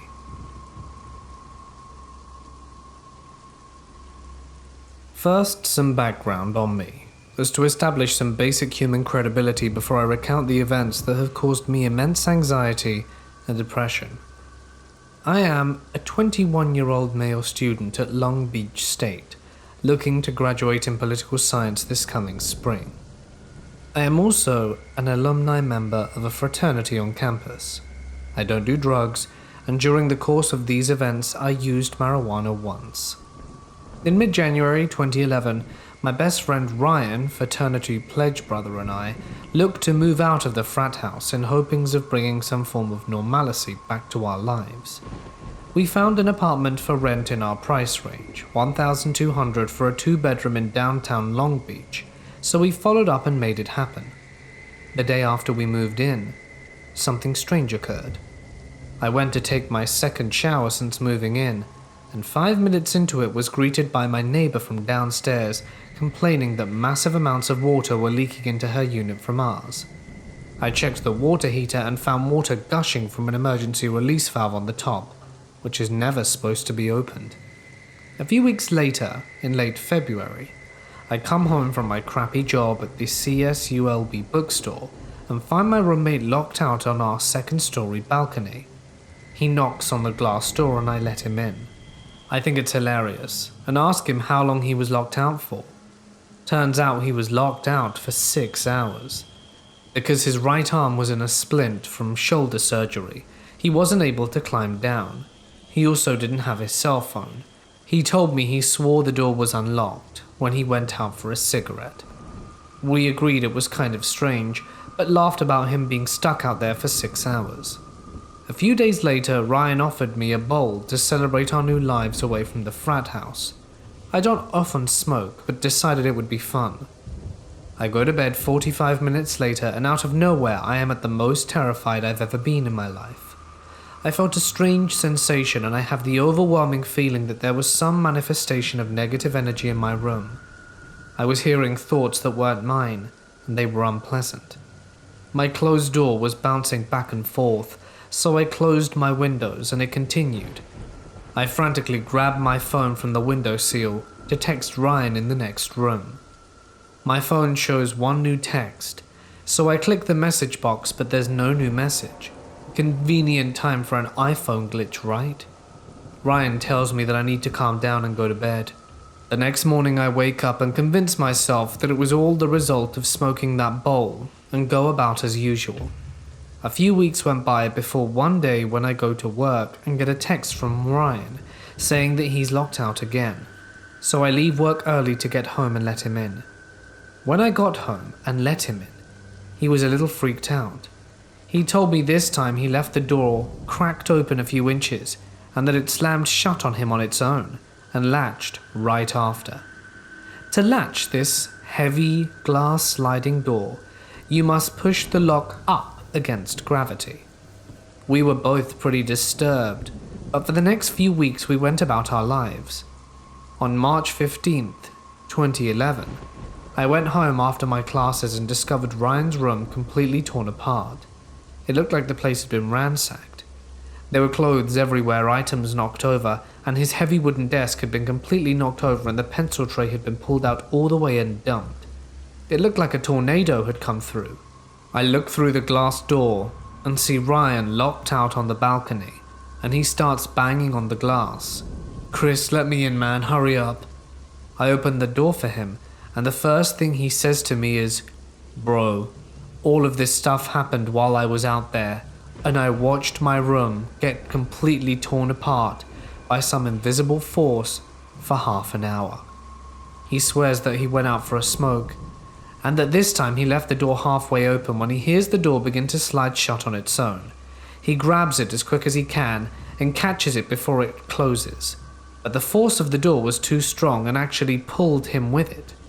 Ryan swears that he smoked his way through a pack of cigarettes as he watched his room be ransacked by some invisible force.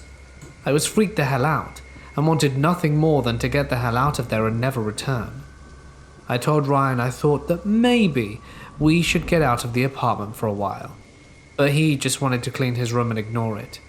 I couch surfed for about a week before regaining the courage to go back and face this thing. The weeks and months that followed were among the worst of my life. Any peace of mind that I had in my own bedroom was lost. When I wanted to fall asleep, strange things would start to happen.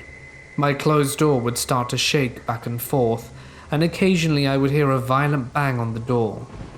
It got to the point where I would put my shoes up against the door to stop it from banging back and forth, and then one morning I woke up and found that one of those shoes had been moved to the other side of the room.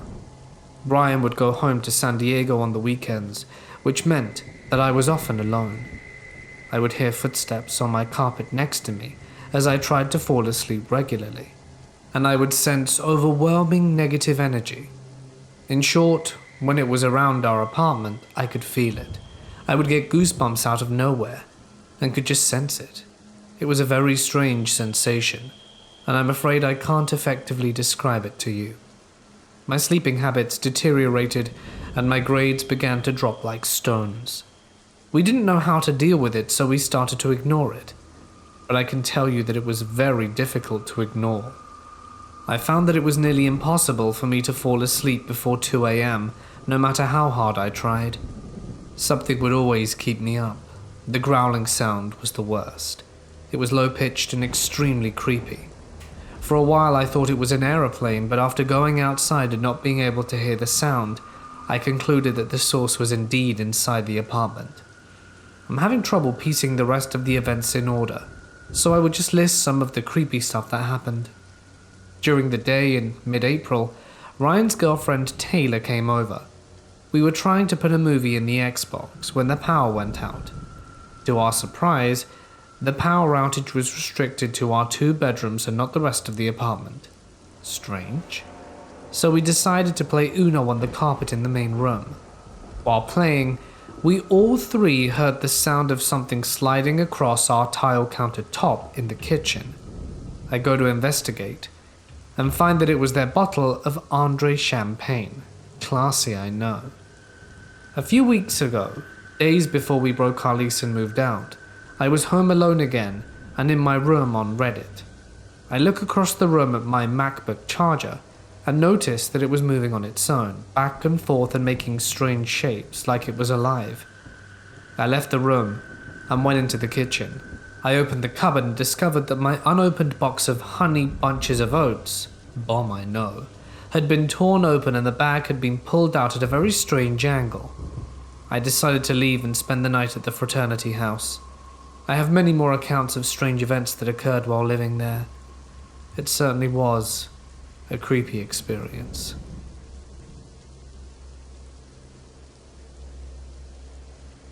I used to work in a haunted courthouse. It was built in the 1920s. The 4th floor was our first jail. A man tried to escape to the roofing after doing some digging and fell to his death from the roof. He straddled a heat/air pipe and chiseled his way to the roof, and I feel that he's the ghost that lingers around this place. The 4th floor is extremely large. The courthouse is a crowded space. However, we do not use the 4th floor for anything for the public, and the clerks that go up there are usually only up for a max of 30 minutes. Their records only take up about 1/20th of the real space available, when, as a courthouse, we are lacking space. I am new to this county. They have a tradition of always shutting and locking the old, solitary confinement box that still has padded walls, the only cell left, not destroyed, and I'm not sure why. I was allowed up by a clerk based off my curiosity. I asked why lock it, when all it has is used paint cans, and they said it's safest to. I went up with a county clerk who informed me until recently all the 4th floor was cells. Then they put in drywall and doors at the entrances. Note, to access the 4th floor itself is behind 2 heavily padlocked doors from both sides. She warned me after I was trying all the doors, being the tourist that I am, that I should not touch the far left door. When I asked why, she said once she was up there and she heard heavy scratching from the other side and breathing, like someone was still trying to dig through the door. She told me she got another clerk still employed and she brought it up and they both heard it. That no one likes to be up there for longer than half an hour. No one can access the room without a key, as both sides require it. Later that day, as I'm an attorney, I told District Court, which are separate offices, of the tour, and they told me that it was interesting and asked if I felt okay. I asked why, and the clerk then shared with me that she hired a woman to transfer the paper to electronic, and she had an issue up there. I asked what. She said she was up there working when she heard and saw the far left door handle being violently tried to open, which is both locked on both sides, and the door banging. The clerk went up to the 4th floor with her, and she was explaining that it was in her imagination and nothing was wrong.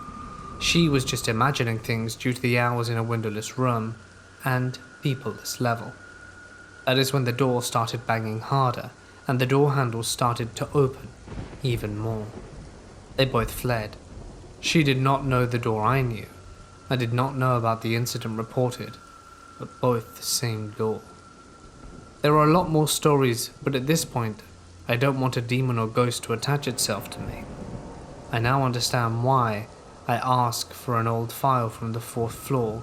They look at me as if I'd just punched them. The clerk of District County reported to me when she was at the county attorney's head secretary before that they installed the double doors and always locked the solitary confinement.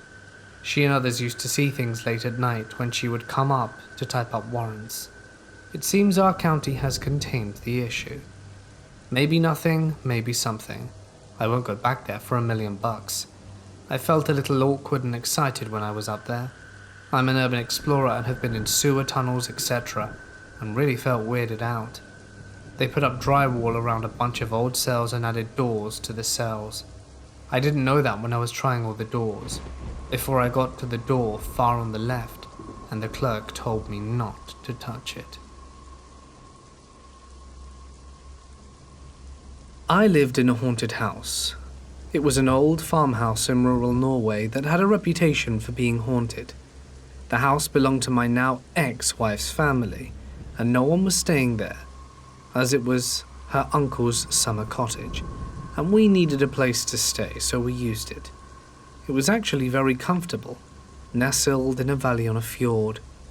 We brought our cat with us from the US when we moved in, and I loved it there. Everything was pretty normal for the first few months, but that's when the voices started. At first they were indistinguishable, just the muffled noises of women talking, easy enough to dismiss, but then it got more intense. One night the lights came on in the kitchen. We could smell food cooking, and there were women talking in there. Now I should note, she kind of had a nosy family that would just show up whenever they felt like it, but this was 3 a.m. I was more angry than freaked out. I got up and headed towards the kitchen, still hearing the voices, but they stopped as soon as I began to open the kitchen door.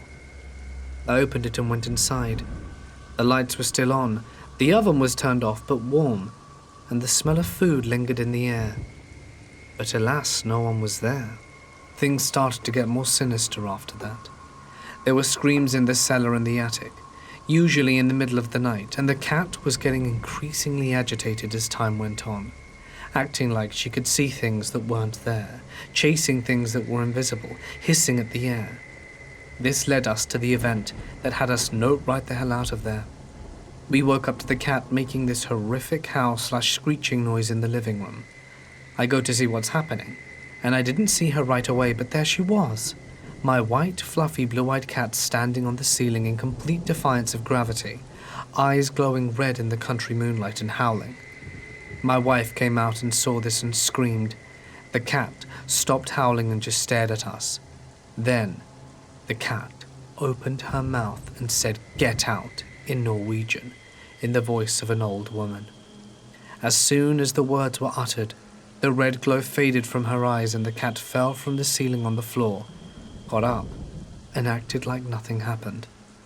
We slept at her parents' that night and moved out the next day. That was enough. I'm from Victoria, Australia, and when I was little, I lived in a small town with my 3 sisters, one of which was my twin. Not that it's important, but it adds context. My mother was also with us, but she and my father were divorced, so it was just us. My father has always stood by his encounters, of which he believes to be a ghost. He lived there for a very short time before he and my mother split, so he had very few experiences to regale me with. One night, he was sleeping next to my mother, and he kept hearing her whisper, and it was bothering him, as he had to get up early for work, so he told her to be quiet and let him sleep. A few moments later, he felt her right next to his ear, and her breath brushed his earlobe, and he turned over in frustration, ready to tell her off, but his mouth remained open, as she was dead asleep and silent, as still as the pillow she lay. He was stunned, and when he asked her about it the next morning, she had no idea what he was talking about. Another time, when we were all young, he had put me and my sisters all to bed and sat out in the living room and watched the TV. Then a little while later, he heard running up and down the hallway. He assumed it was us mucking about and not staying in our beds, so he got up and walked up the hallway to our shared bedroom and saw we were all fast asleep. We were little children and definitely would not be convincing actors, as he knew we were definitely asleep. A chill went up his spine, and he kept running up the hallway, and every time he checked, we hadn't moved a muscle. One thing I remember is waking up to the feeling of being shoved out of bed. I recall feeling pushed very hard out of my single bed, so hard I actually landed a few feet away, and my side hurt when I got back up. Of course, being a child, I didn't even know what a ghost was, but I was certainly confused, but went back to sleep, as my sisters were asleep, and there was no one there to have possibly shoved me out of bed in the middle of the night. Years later, in a completely different house in a different town my family and I moved to, I had heard the story that a man hung himself in the shed outside. That was creepy enough, but I had no choice. From the very first night I stayed there, I felt a feeling of dread, and like I was being watched. I felt extremely uncomfortable. Most nights, all of us heard the shed door banging all throughout the night, even though it was shut. So my mother placed a large rock in the front of the door, so it couldn't bang against the metal of the shed. But somehow it still created loud bangs every night. My mother was not a very responsible mother, and I would be left on my own a lot in this house when she and my sisters went out. I always felt a little scared, but I had our 2 terriers with me to keep me company. One winter night it was freezing, and the house had no central heating. I was 13 at this point, and had watched my mother light fires multiple times, so I took it upon myself to get a roaring fire going in the fireplace. I was quite proud of my effort, and the living room heated up nicely, and I watched TV and sat there most of the night. My bedroom was freezing, so I decided to drag my mattress out and sleep in the living room where it was warm. I laid down with my eyes closed and tried to fall asleep, but I had that feeling of being watched. I tossed and turned on the mattress and patted my dog that was next to me. It was all silent besides the crackling fire. The light orange glow illuminated the room as a soft yellow, and I looked up at the ceiling to try and lull myself to sleep. I shut my eyes again when suddenly I heard footsteps coming from the left of me, all the way near the front door, which was about 7 meters away. I froze on the spot after looking towards the door and saw no one, but I still heard footsteps that then turned into running. The room was darker now, as the firelight started to dim. The footsteps were so clear, it was as if they were right next to my head. They ran towards me and I grabbed my dog and rolled over in fear, and clutched my dog with a fierce need of protection. Nothing happened. It sounded like they ran right up to me and then just disappeared. I was petrified. My chest quickly moved, and I could hear my heart thrumming quickly in my head. I wasted no time and grabbed my mattress and dragged back to my bedroom and made my bed and shut my bedroom door and laid in it. I had no cell to call my mother, so I had to put up with the fear. Half hour after settling down in bed, I started to calm down. That was until I noticed my dog sitting at the end of the bed with his ears pricked up and his posture very stiff and his head cocked, like he could hear or see something. I heard my door creak open and my dog started growling. I yelled at my dog to shut up and huddled up in the blankets. I heard my door creak again and knew it was open. My dog's head followed something I couldn't see. I ignored my fear and screamed to nothing, "Leave me alone!" And I ran to my door, which I suspected open. I had no idea how it was open when I shut it. I slammed it shut, ran to my bed, grabbed my dog and held him close. and after what felt like hours, did I fall asleep. Nothing happened after that, but the shed door still slammed every night, and nothing we did stop it. I also have a younger cousin who was extremely close to my great-grandmother who died when she was barely a year old. My nana loved her very much, but my younger cousin was seen talking and laughing by herself and talking to no one. Well, at least, no one you could see. She was a toddler when she was asked who she was talking to, and she'd say, "Nana Duncan." This would creep her parents out no end. It happened in the back of cars, and she'd also claimed to be talking to my great-grandfather, who she'd never met, as he sadly died a long time before she was born. She would say, "Poppy Duncan," and say, "He says he misses you." This would happen quite often, and my whole family believes my great-grandparents visit her after their physical selves have left. Another creepy thing involving this same cousin was my father sleeping downstairs at my grandparents' house. The second story was underground like a basement, but it was just another living room with an ensuite. My father had a nightmare in that room, that it was covered in snakes. He woke up and didn't mention it to anyone, as it was unimportant to anything. Later that day, my cousin visited her parents. She turned to my father and pointed downstairs and said, "There's snakes down there, aren't there?" she said with a laugh. This shook my dad. He told my grandparents what happened, and they were all baffled on how the young girl knew what he had dreamed of, or was it just a mere coincidence? I don't believe it was. These are mine and my family's strange experiences. I have no idea what to even call my young cousin, but it's certainly creepy.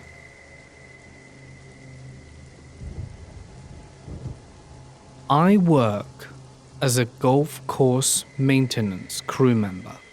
How boring, you must be thinking, and you'd be right. There is one hole on our course, though, that has a haunted house on it. Let me explain. This house sits up at the beginning of the hole, and it's been abandoned since July of last year. One morning my boss came into work to see that the entire street in front of the house was blocked off by police and federal agents. It took a long time to get to the story, but here it is. I lived and worked in a city that had many military bases, Navy and Army mostly. A couple with 4 children bought the house in question. He was a naval officer who was set to retire in a few years and wanted to stay in the area after retirement. The place itself was pretty dark looking. It was a large 2-story light-colored brick house with large windows in the back facing the golf course, a large deck, and a decent-sized backyard. They lived in the house for about a year when one of the kids calls 911 to say something had happened to their father. Well, as it turned out, the mother had bludgeoned the father to death with a metal pipe. He had been struck 38 times in the head and upper torso. Those federal agents I mentioned earlier, they were from the Naval Criminal Investigation Service. Yes, that NCIS. The wife had no memory of beating her husband, and when confronted with the news that her husband was dead, she had an emotional breakdown right in front of the agents. When interviewed by the local paper several months after being found not guilty because of insanity, she told them that strange things constantly happened in the house. Things moved when no one was near them, and other odd things that are pretty cliché with a haunted house. But the icing on the cake would be that she would often have blackouts in the place. She would lose minutes and sometimes hours with no way to account for the lost time. She would black out in one room and wake up in an entirely different room, having lost 2 hours. It's been abandoned since the crime took place. Now that you know about the home and what happened in it, on to my story. We work very early in the morning in the summer. Usually arrive at 5 with sunrise happening at about 7. Very early. One morning my duties took me near the house before the sun came up. This was after the crime took place and the house was empty for over 2 months. I was doing my thing when suddenly I needed to pee. This hole has a small bathroom way down the path, so I hit the head. It's about 40 yards from the house, I was doing my business when something hit the side of the bathhouse. If I weren't already peeing, I would have pissed my pants. I finished up and was washing my hands. Again, something slammed into the side of the building. This time, harder than the first. That one sounded like metal. The buildings weren't made of metal, so I was confused. I washed up and came out to see what it was. Right on the side that was struck was a metal pipe on the ground. It was the same length as a baseball bat and was pretty heavy. At this time, I still didn't know what had happened in the house, as the whole court thing was still unfolding. I was horrified when I found out what the murder weapon was. In addition to this, I also had a lot of equipment failures on this hole. Hydraulic hoses would just come undone. Engines would stop for no reason, but start up again as soon as they were back at the shop. Computers on fertilizer sprayers would inexplicably go haywire, and I would either spray too much or not enough. But the piece de résistance was one morning at about 5:30. It was still dark, and I had to go by the devil house, as we all came to call it, and I happened to look up at the house and slammed on the brakes of the giant machine I was using in pure shock. As I watched, going from room to room, was a light akin to either a candle or a Zippo cigar lighter, orange and bouncing around unsteadily like a flame being carried. It went from one room to the next, and I'm pretty sure I heard laughter emanating from the house. Not a kid's laughter or a deep sinister laugh, but a forced woman's laugh. I had enough, and skipped that hole until daybreak. When I came to work the following day, there were fire trucks in the neighborhood. That night at around 4 a.m., the house went up in flames.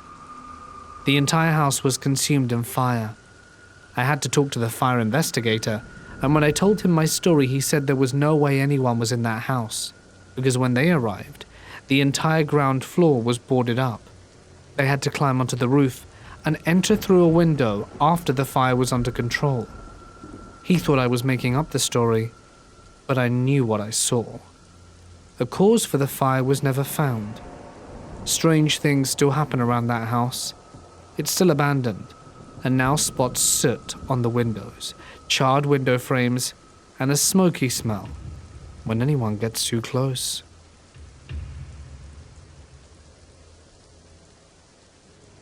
I have 3 stories to share. My mum grew up in a house who had a lady fall down the stairs and die. She told me that they were all having dinner at the table, and in the middle was this little table where the top spun. It had sugar, salt, pepper, napkins, toothpicks and stuff, and it started spinning with nobody touching it. They all saw it.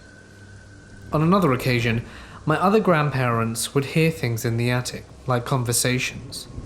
There were music boxes that would play, and based on some comical and unharmed things I learnt after my grandma passed, I am confident I didn't hear about everything.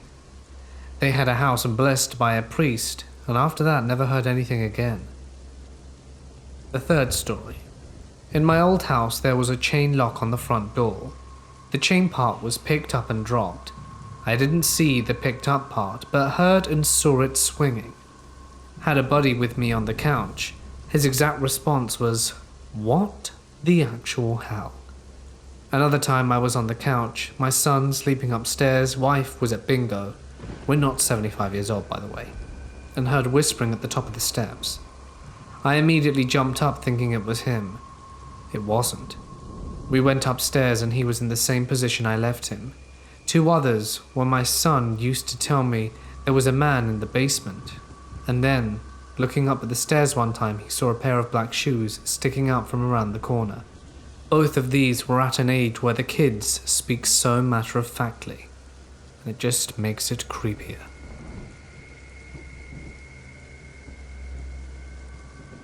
When I was 6, my sister and my mother were all laying on my mum's bed, as my dad was away for work. We were watching a movie on the TV in the bedroom. My sister and mother were asleep, and I had just started dozing off when I heard the cat in the kitchen hissing, then running down the hallway. As soon as we got into the room, our dog, a very large brindle boxer, jumped out of bed and went straight to the door and started growling down the hallway. And it's a very long hallway with 20-foot ceilings. This woke both my mum and sister up. My mum kept telling the dog to be quiet when she heard the candle slide across the counter in the kitchen and shattered to the floor. My mum sat straight up and my sister and I laid there frozen in fear. My mum got up and went to the door. The dog was right next to her, hair standing up. Then the kitchen faucet was turned on full blast. My mum was terrified and so were we. She hit the light switch in the hallway and walked out about halfway down. My sister and I jumped out of bed and clung behind her. When we get to the kitchen, the light was on, water was running and the handle was sitting on the counter perfectly fine. No doors were unlocked, and we went through the entire house making sure nothing was out of place or anyone there.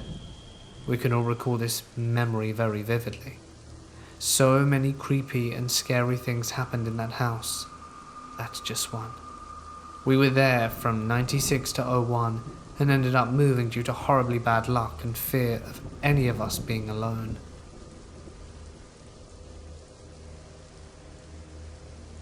"15 years ago, my family and I were living in Madagascar, where people are pretty superstitious and always have a lot of great ghost stories. We lived in a huge and old house on the site where my parents worked. The kind with really thick walls and long corridors. We learned rather quickly that this used to be the director's house from long ago, where his wife had died from the plague or something like that. The story always varied depending on who was telling it, but everyone was positive the house was haunted. Generally speaking, the house was indeed scary. The basement was really dark and low, and there are rooms within the basement that were even darker and had white stains above the doorway shaped like skulls. The attic was kind of fun and scary, really goosebumps looking, dusty and huge, and it covered the whole house. But there was a little dark room in there with no window, and I could just feel that I shouldn't go in. It was deep, very clear, an uneasy feeling in my stomach that I didn't want to go in there, but it was almost drawing me in, like something terrible but fascinating. The corridors were really long, so the walks at night to go to the bathroom were always terrifying. The bathroom was just in front of the stairs that climbed up into the attic, and I was always paralyzed with fear when passing it. We also did experience a few strange things. Several times my mum was home alone and saw movement behind her. Some of the windows were probably as old as the house itself, so the glass was uneven and would never give a clear reflection. It was probably nothing, right? When my brother was 9, he woke up and felt and heard someone crying over him. He said he could feel the tears, but he wasn't scared because he knew the person was nice, but simply sad. When I was 12, I felt more than once that someone was sitting on the end of my bed. I would stay paralyzed in fear, so I never dared look up. I could also hear footsteps above my room from the attic. My parents, hardcore scientists, said it was probably rats or an owl, but I was never convinced. It clearly sounded like steps. We stayed there for 5 years, and the weird stuff never stopped. Nothing truly horrifying happened, just the constant feeling of dread and unease. We're all on the science side, so not really superstitious, and try to look for reasonable explanations, but maybe the stories and the appearances of the house did get to us in our imagination. In any case, we moved out and have never experienced anything remotely like that since. When I was growing up, I'd be walking down the hallway and feel something touching my shoulder. I'd turn around and nothing was there. One time I was playing A Link to the Past and saw this shadowy head peek around the corner. I freaked out. My mum was in the kitchen, the room where the shadowy head came from, and said nothing was there. My dad would read bedtime stories to me, and we would hear knocking. I always thought it was him doing the knocking. I knocked on the bed frame a few times to mess with him, but remember hearing the knocking as well, and he swears it wasn't him. We moved out a few years and moved back in. My first or second night, I woke up to see the bright lights right outside the house. It looked like the moon, but it was far too bright. I also remember it being right outside the house, not behind things like the moon should be. This one could be a dream, but I specifically remember my parents mentioned the fact that I woke them up in the middle of the night to tell them about this random thing that happened. It doesn't necessarily mean it was a dream. We sold the house and moved out. I remember laying across in my bed from my parents' room as we downsized one morning, and I was trying to get back to sleep. I had woken up to take a leak, but my parents were up and talking, and I heard my dad saying about how he was pretty sure the house we used to live in was haunted. Oh, and the house I grew up in burnt down. The lady who bought it had kids, and one of the kids burnt it to the ground.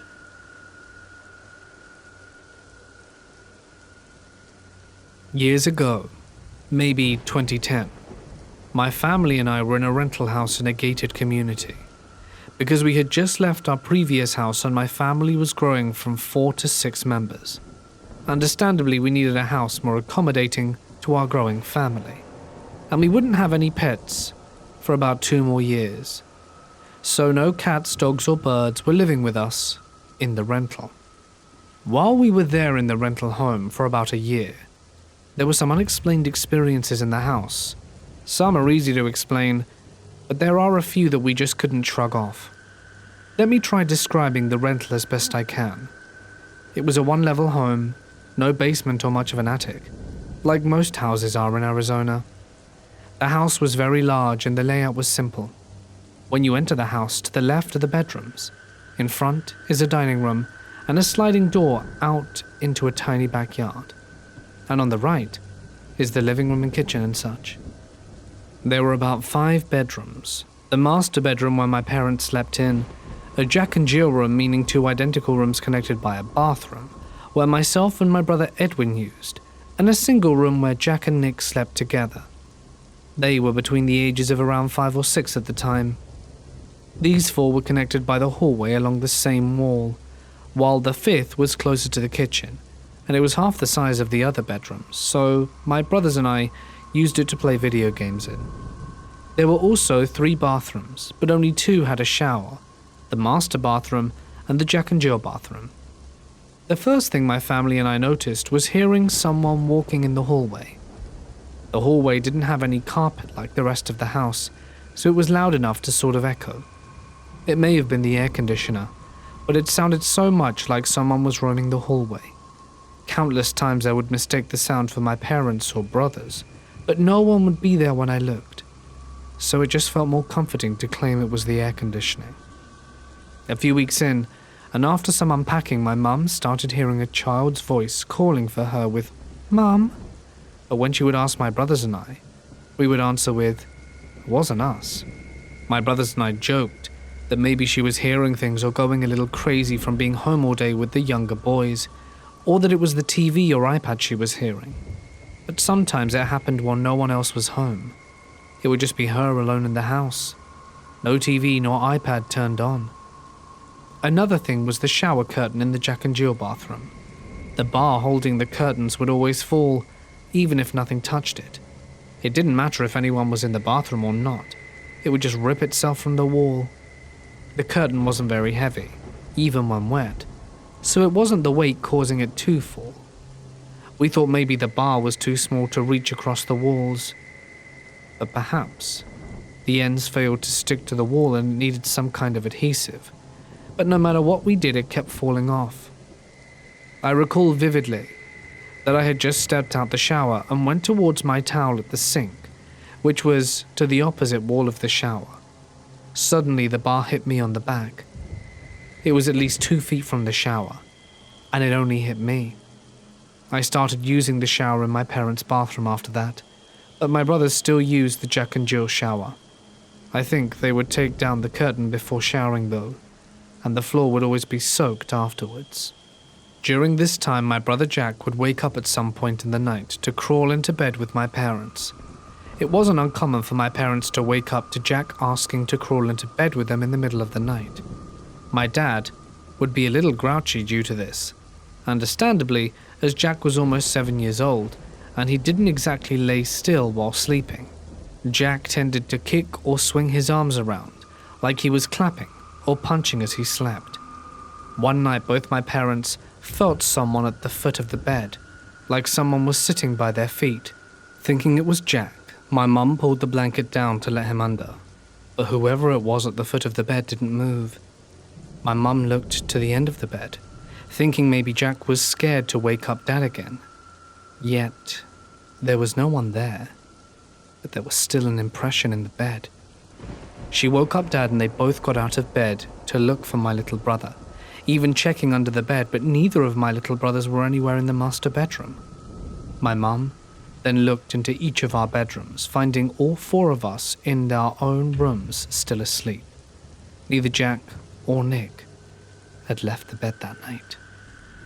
We moved out of the rental house later that year, but the activity didn't end just yet. Whatever it was seemed to follow us into the new house. Once again, I had an experience in the shower.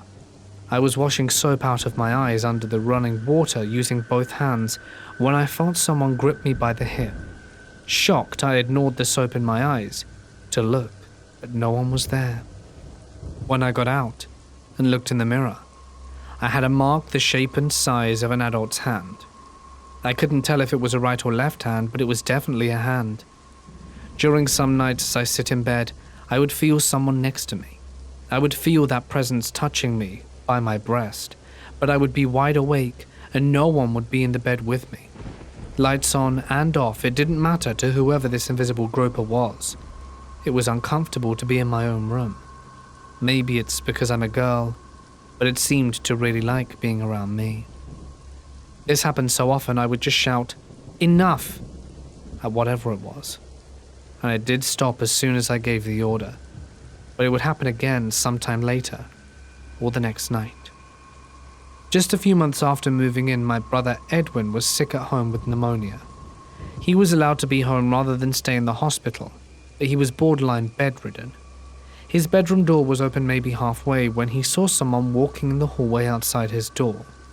Across from his room is mine, which Edwin claimed the figure walked out of. Edwin thought it was Jack, but when Edwin called out, no one answered. Minutes later, Mum came home with Jack, Nick and myself after picking us up from school. I believe it was 2013 or 14 when we had 2 dogs, Beagle Spaniel mix, so small dogs, in the new house with us. They both didn't like strangers and would start barking at whoever they didn't know. One day I was in the living room alone with the dogs when they both started barking into the hallway, but when I checked there was no one in the hallway that I could see. Finally, the last experience I can remember was during a weekend or sometime during a school break. I was awake at around 1 a.m. in the living room on my laptop watching, ironically, an Australian ghost hunting show on YouTube. I had one earphone in when I heard shh in my left ear. I replayed the video a few seconds back but never heard the shh again, so it wasn't from the video. Feeling panicked, I turned off my laptop and for some reason said aloud, "I'm going to bed," rushing to my bedroom, feeling like someone was behind me the whole way. By the time I was in high school, about 3 years since the rental house, the activity died down. However, my history teacher told the class about the discovery of a mummified man who was found by local hunters. I'm not sure how long the body was out in the desert, if the body was identified or claimed, or if it was connected to the strange activity in any way. My thought was maybe whoever this man was once lived in the house, or if his body was near where I live now. But I thought I would mention it just in case. Nowadays, we haven't had any unnatural experiences, so I believe whatever it was returned to the rental house, or it left because my family and I became born-again Christians and didn't want to be around us anymore.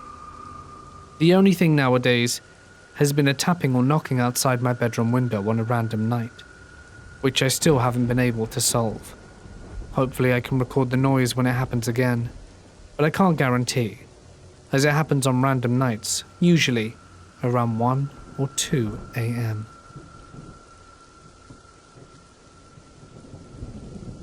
I have a few haunted house stories to share. My late mother firmly believed my childhood house was haunted. Apparently before I was born and my parents bought the house, there was a fire in the attic that caused a teen boy to die from smoke inhalation in his sleep. This is why my parents got the house for a good price.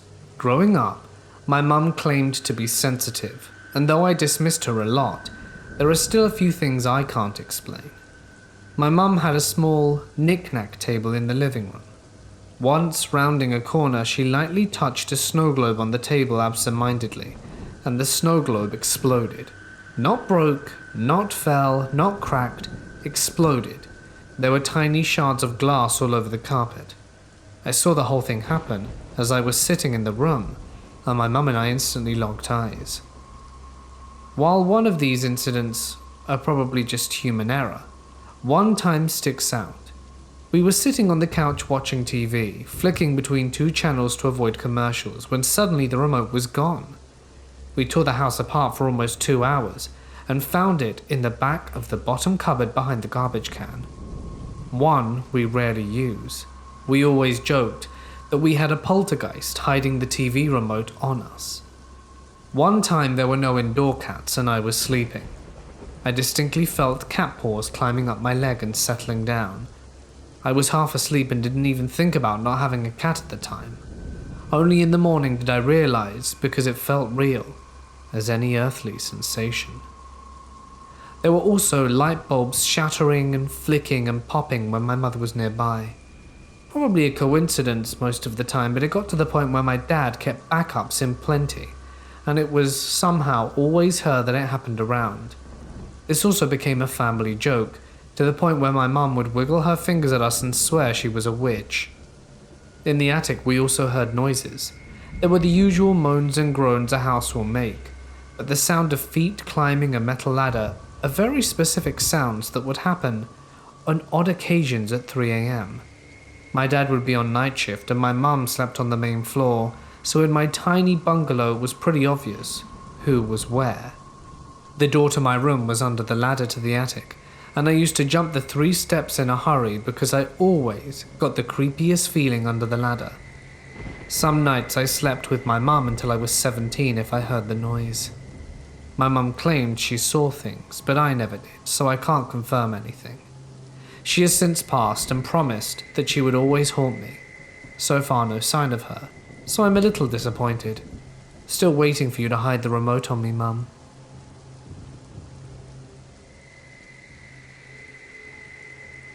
This story happened when I was around 11 years old, perhaps a little older. I had just moved into the room upstairs where my older sister used to live. I always read Donald Duck on the bed before going to sleep. One night I was reading and really had to pee. I left the Donald Duck magazine on my bed open with the pages down, as to know where I had it.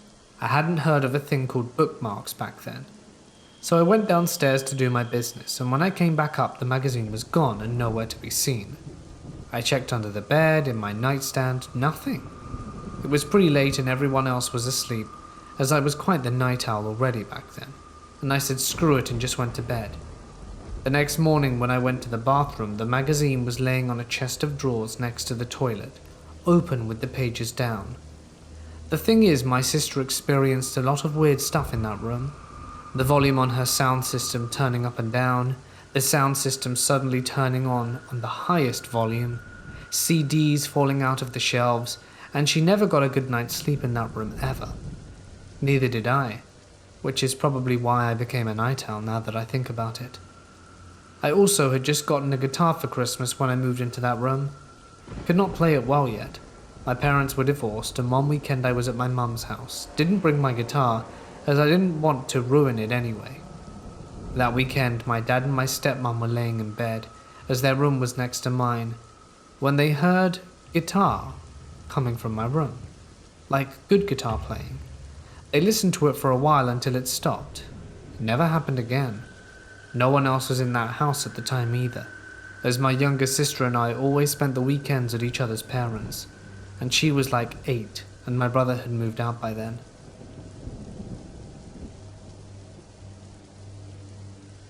When I was about 10, I watched my mum's purse slide from the kitchen counter, hover in mid-air for about 15 seconds and then slam to the ground. I can't say I remember running, as it doesn't seem like my feet touched the ground. When I found my mum outside, all I could manage was, "Mum, your purse, it fell," and a dead stare. All she replied was with, "Pick it up then, please," as she shook her head.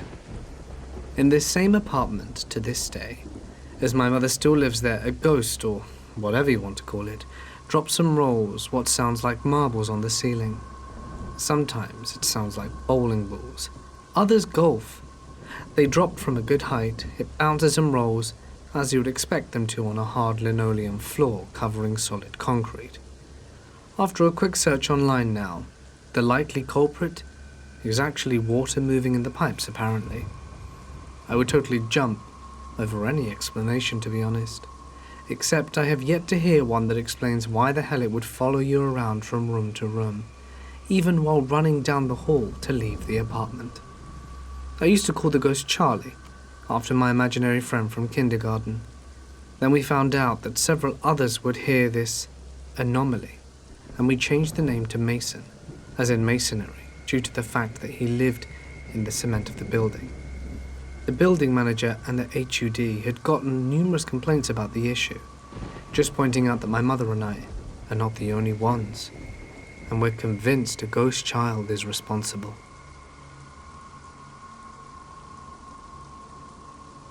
When I was little, my parents divorced, and I went to live with my dad, as he was moving to a new town. We ended up buying this big house out in the country, outside a little podunk town. This house was huge for the two of us, but it was right on a little pond with an island, so it was cool. There were other houses around, but it was basically surrounded by cornfields, which scared the hell out of me because of the movie Children of the Corn, which had just come out, and it still terrifies me to this day. Anyway, freaky stuff started happening almost immediately after we moved in. On Halloween, my dad and I brought this huge pumpkin, carved it, and put it in the front window. We went out of town one night, and when we came back, it was smashed in the middle of the living room, 10 feet from where it was sitting. I didn't think much of it because my dad played it off, but I then heard him on the phone with his new girlfriend later that night, saying how freaky it was. He moved on pretty quick after Mum, straight player. Weird and random noises happened pretty much every night, and we just grew used to it. Even voices started, but my dad always told me it was the house settling. I have never heard a house say the name Jeffrey, even when it settles. That was when I would always hear someone calling out. But then there are 2 messed up instances that happened that first scared us into selling the place. Even years later, my dad still talks about how it freaked him out. The first was the night when we had a really bad storm. I was 10 or so. My dad was done letting me crawl into bed with him anymore, so I had to brave that on my own. It was about 3 in the morning, and this storm had been raging for a few hours. We hear this loud boom from the first floor. Both of our rooms were on the second, and then we hear glass shattering. My dad yells at me to stay upstairs, and he goes down to investigate. He came back up 20 minutes later and tells me to go to sleep. Turns out our bay windows had been blown out during the storm. The freaky thing was all the glass was outside the house, not in shards in the room. He got it fixed the next day and never mentioned it again. The second was when we had to pull down the attic that was in the hallway between my bedroom and the bathroom. One night I woke up to go to the bathroom, and as I was walking down the hall I ran into the hanging attic door. My dad was sound asleep in his room, so it freaked me out. However, as I was walking back to my room after my piss, I ran into that door again. I heard some rustling going up on in there, and figured it was my dad, so walked past it towards his room, but he was in there snoring. I freaked out and told my dad. He got up, turned on his bedroom light, all angry at me. We both looked into the hall, and even though the hallway light was off, we could tell the attic was now closed. My dad was pissed, told me to go to bed and turned off the light. To this day, I still turn on every damn light upstairs of my current house when I have to pee, much to the dismay of my wife. We moved soon later, and I have never gone back to that place. About a year ago, my family and I were visiting with my dad and stepmom. She was actually the girlfriend from the original story, and we got to talking about the house and how it tormented me. My stepmom said she stopped going over there because of all the weird haunting stuff. My dad said he never told me growing up because he knew it would scare me, but he knew the house was haunted. He said the house used to be in town, but when the widow who lived there finally died, the new owners decided to move it out to the country on the land by the pond. He said the day they moved in just happened to be the old lady's funeral. He said they purposefully drove the house by the graveyard as they were having the cemetery, and stopped and opened the front door to let her spirit back in. That's messed up. Anyway, the new owners didn't stay there long, and my dad bought the house shortly thereafter. And that explained a lot as to why so many strange things kept happening.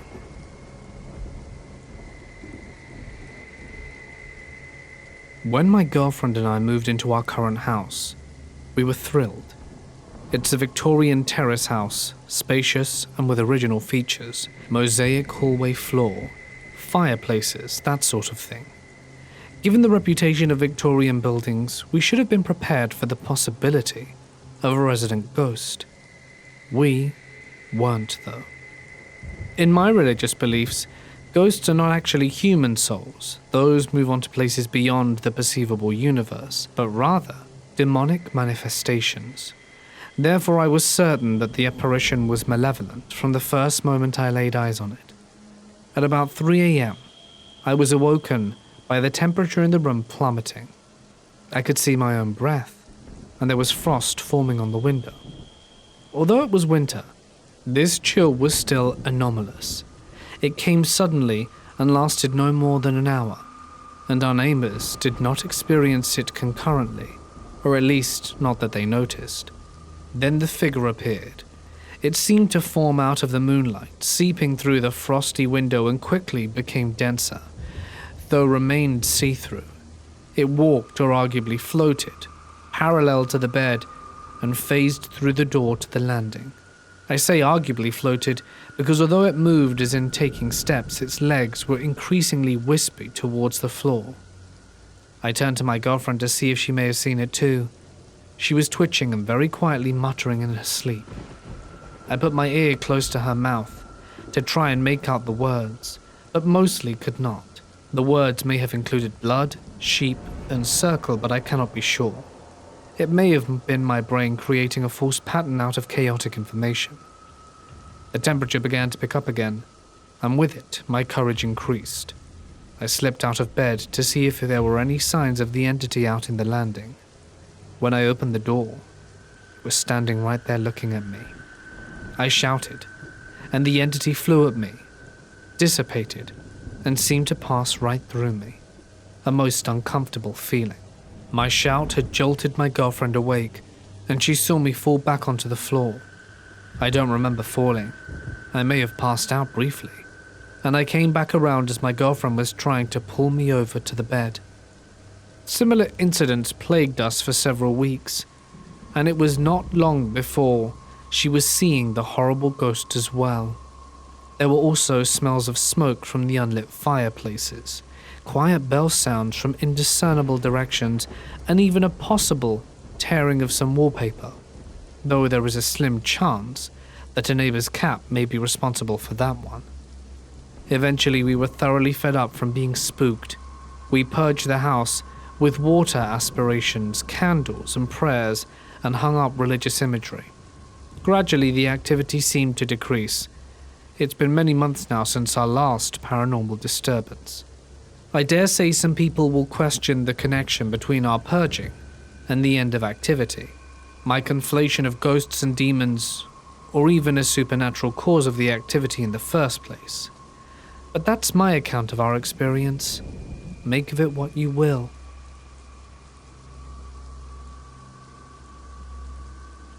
When I was still 14, I decided to sleep at the sister of my grandma's house with my cousin. They were living in a house where my grandfather exactly died due to a heart attack, and I was really creeped out whenever I thought about it, especially that there were pictures hanging on the walls. usually pictures of my other relatives who'd already passed. I suddenly awoke at 4 a.m. because I needed to pee. My grandmother tried to convince me that I should pee in the arenola, also known as a chamber pot, but in the Philippines we call it arenola. It is used whenever you need to go but can't be asked to use the bathroom. In that case I refused because I didn't want to pee there, so I just had to go outside. Before I could get to the bathroom there's a mini hallway, and at the right side there's a door that would lead me outside. When I knew that was open, I was okay with it, until I saw a woman wearing a white dress floating beside the tree in front of me. I had to look at it closely as I blinked a few times, making sure if I was actually seeing it. She also had really long hair, and I couldn't even see her face. I got really scared because it's like she was walking or floating towards me. I nipped into the bathroom quickly and did my thing. I didn't close the bathroom door fully since I planned to run out as quickly as I could after. I even managed to flush the toilet, even though I was petrified at what I saw. And after turning the lights off, I ran through the hallway and never looked back. After that encounter I couldn't sleep. It was creepy as well, since there were numerous statues of saints hanging out on the top of their drawer. I felt like they were watching me closely, and it really didn't help me sleep. I never slept at their house again after that.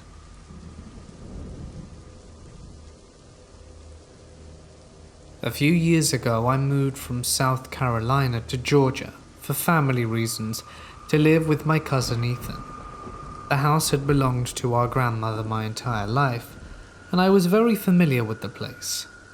The house was a 3-story townhome. If you don't know what a townhome is, it's a very thin house, but it's very tall and almost always connected to other townhomes, like a bunch of dominoes side by side. Or if you live in England, a terrace house. Ever since I was younger, I remember loving the home during the day. But at night, the eerie feeling of the home changed. The once well-lit stairwell became impossible to see through, and the open windows showed only darkness. It was also deathly silent. You almost never heard the neighbors, and while that might not sound like a good thing, it made you feel like you were the only person around for miles. While the house was creepy, I had never experienced anything remotely paranormal. Things had been relatively calm until 1 month after I had moved in permanently. Since the house was so eerie, my cousin and I usually elected to share a room. It felt more comfortable that we could have conversations until we fell asleep. One night we went to bed late, around 3 a.m., and Ethan got up to use the bathroom. He woke me up when he left, so I decided to do something to creep him out. I thought about hiding in the stairwell and jumping out at him when he came out, or pounding on the door to the bathroom since he thought I was still asleep. All of a sudden, the bedroom door opened again. The hallway was so dark I couldn't see him at all, but I heard him walk into our room. Then in the pitch black, I heard him shut our door, walk past me where I was sleeping, and lay down under his covers. I was kind of bummed he came back so soon because I wanted to scare him. So instead I decided it would be creepy if I just stood up as fast as I could and speed walked out the room. Kind of lame, but we already thought the house was scary, so I thought it might get him. So I did it. I shot up out of bed as fast as possible and quickly ran out the room and shut the door behind me. I was outside our room and consumed in the darkness of the hallway, listening for his reaction. That's when I realized something awful. I was hearing noise, but it wasn't coming from the bedroom. It was coming from right behind me. I turned around and listened. There was someone in my bathroom. I was scared but also confused because Ethan was just in there, so I knocked. "Ethan, is that you?" "Yeah." This is when I came to the horrifying realization that someone else was in the room with me when I ran out. In the pitch black of the hallway, I backed away from the door and told Ethan to come out. I very quietly told him what happened, and we both decided that we had to check the room. We braced ourselves, and I slowly opened the door, expecting to see some terrifying figure in his bed. Our room had no ceiling light, so in order to adequately see I had to walk into the darkness of the room and turn on the floor lamp.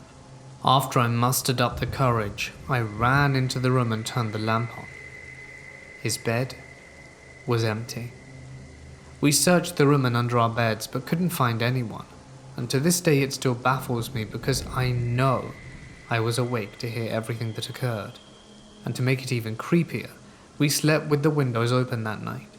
We were on the 3rd floor, but someone could have jumped to the thick divider between the house backyards if they wanted to. I made sure the doors are always locked from now on. A few years ago, we moved into our house that was first built in 1941. The garage had been plastered with tons of conventional brochures and airline tickets for this guy named Ray. They were all from the 50s, 60s, and 70s. Not after moving in, I was alone in the house and walked into my bedroom when, clear as day, someone whispered in my ear, "I'm not ready yet." Yeah, creep out central. I'm pretty sure that was Ray, and have since decided he's pretty harmless. I occasionally hear someone moving around when there's no one else home. The cat is always staring at something invisible, and my daughter has occasionally told me there was someone in her room when there wasn't. Stuff doesn't move around when he doesn't seem so angry, so we just laugh about it and talk to him.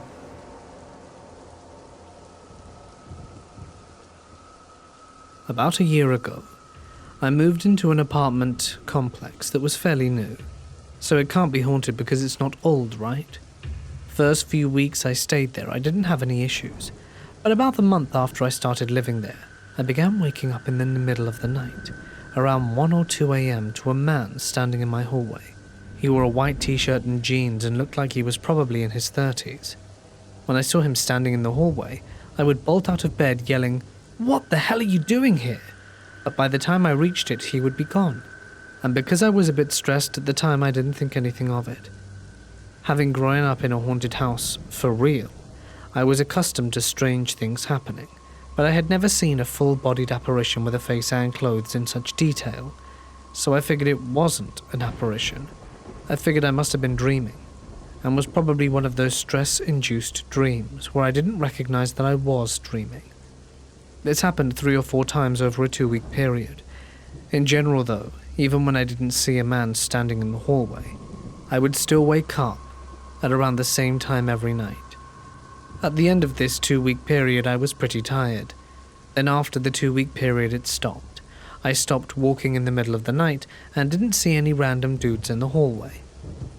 I went to a friend's house for Sunday dinner at this point, tired, but other than that, all was normal. I'm really close to my friend's family and her parents are basically my parents, and I go to her parents for advice when I need it. Normally I'm the one to pull them aside when I'm struggling, but this time her dad pulled me aside and asked if I was alright. I said I was fine, but stressed, and other than that life was good. He had a pretty intense look of concern on his face, so I was a little taken aback by the intensity of the "are you okay" question, so I asked why. This part is a bit religious. Sorry for the non-religious ones out there, only a small part of the story though. My friend's dad is a pretty spiritual/religious person, and when I asked why, he said that the other night he'd had the strongest feeling he needed to pray for me, and pray that my home be cleansed, that the evil presence in my home would leave. So about the time he prayed, that evil presence left my home. I started sleeping through the night, which brings me to the next part of the story. In the apartment above me, there lived a crazy person. Or maybe she wasn't crazy, but it kind of seemed like she was. An older woman in her 60s. I would hear her pacing the floor and talking all night long. Not every night, but a lot. At first I thought she was watching TV, but then I realized it was a single voice, never background music. And when she would talk in the bathroom, I could hear her conversations.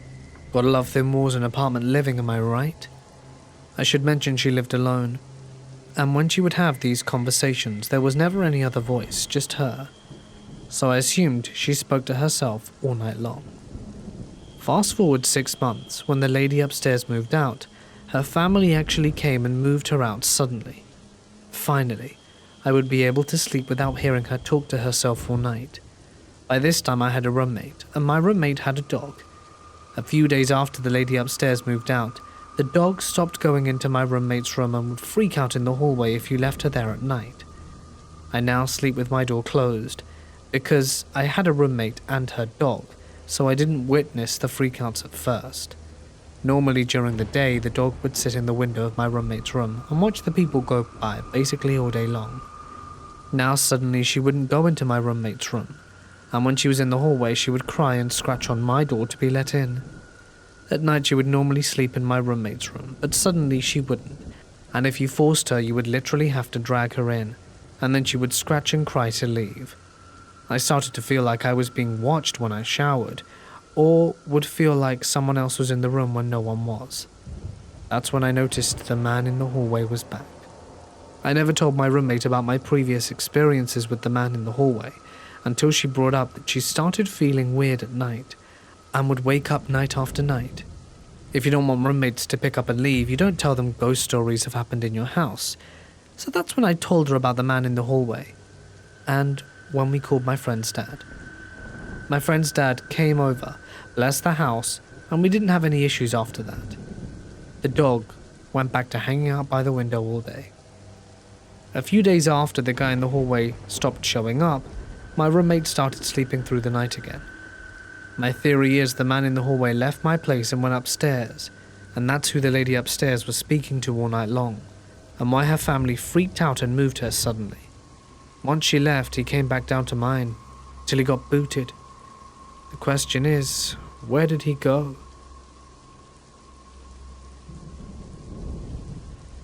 We live in a very old house, and I have lived here since I was 4. I am now 22. A lot of odd things have happened here, the main one being that I woke up in the very early hours of the morning to see a young boy messing around with the sink that I had in my room at the time. He wasn't looking at me, and he seemed almost not there, but I could see him. When I managed to pluck up the courage to go and see my parents, I left him in my room. My parents were very understanding. Turns out years later, when they told my sister and me that we had quite a few spirits in the house, and I described this lad to them, and they said they'd seen him, and they knew I wasn't making it up. There was always singing in the house too. Never an actual source, just humming and singing floating around the house. My sister, mum and I have had things go missing and turned up in the attic or in a room we were frequently using. For example, my mum was going in and out of a room, and upon her return her diary, which had gone missing a few days earlier, were just sitting in the middle of the floor, despite not being there moments earlier. A lot of these I was too young to understand, but when my parents sat us down and told us everything, it scared the hell out of me for a good while. We still have random unexplained things that happen, but we just talk about it and wonder who or what it might have been.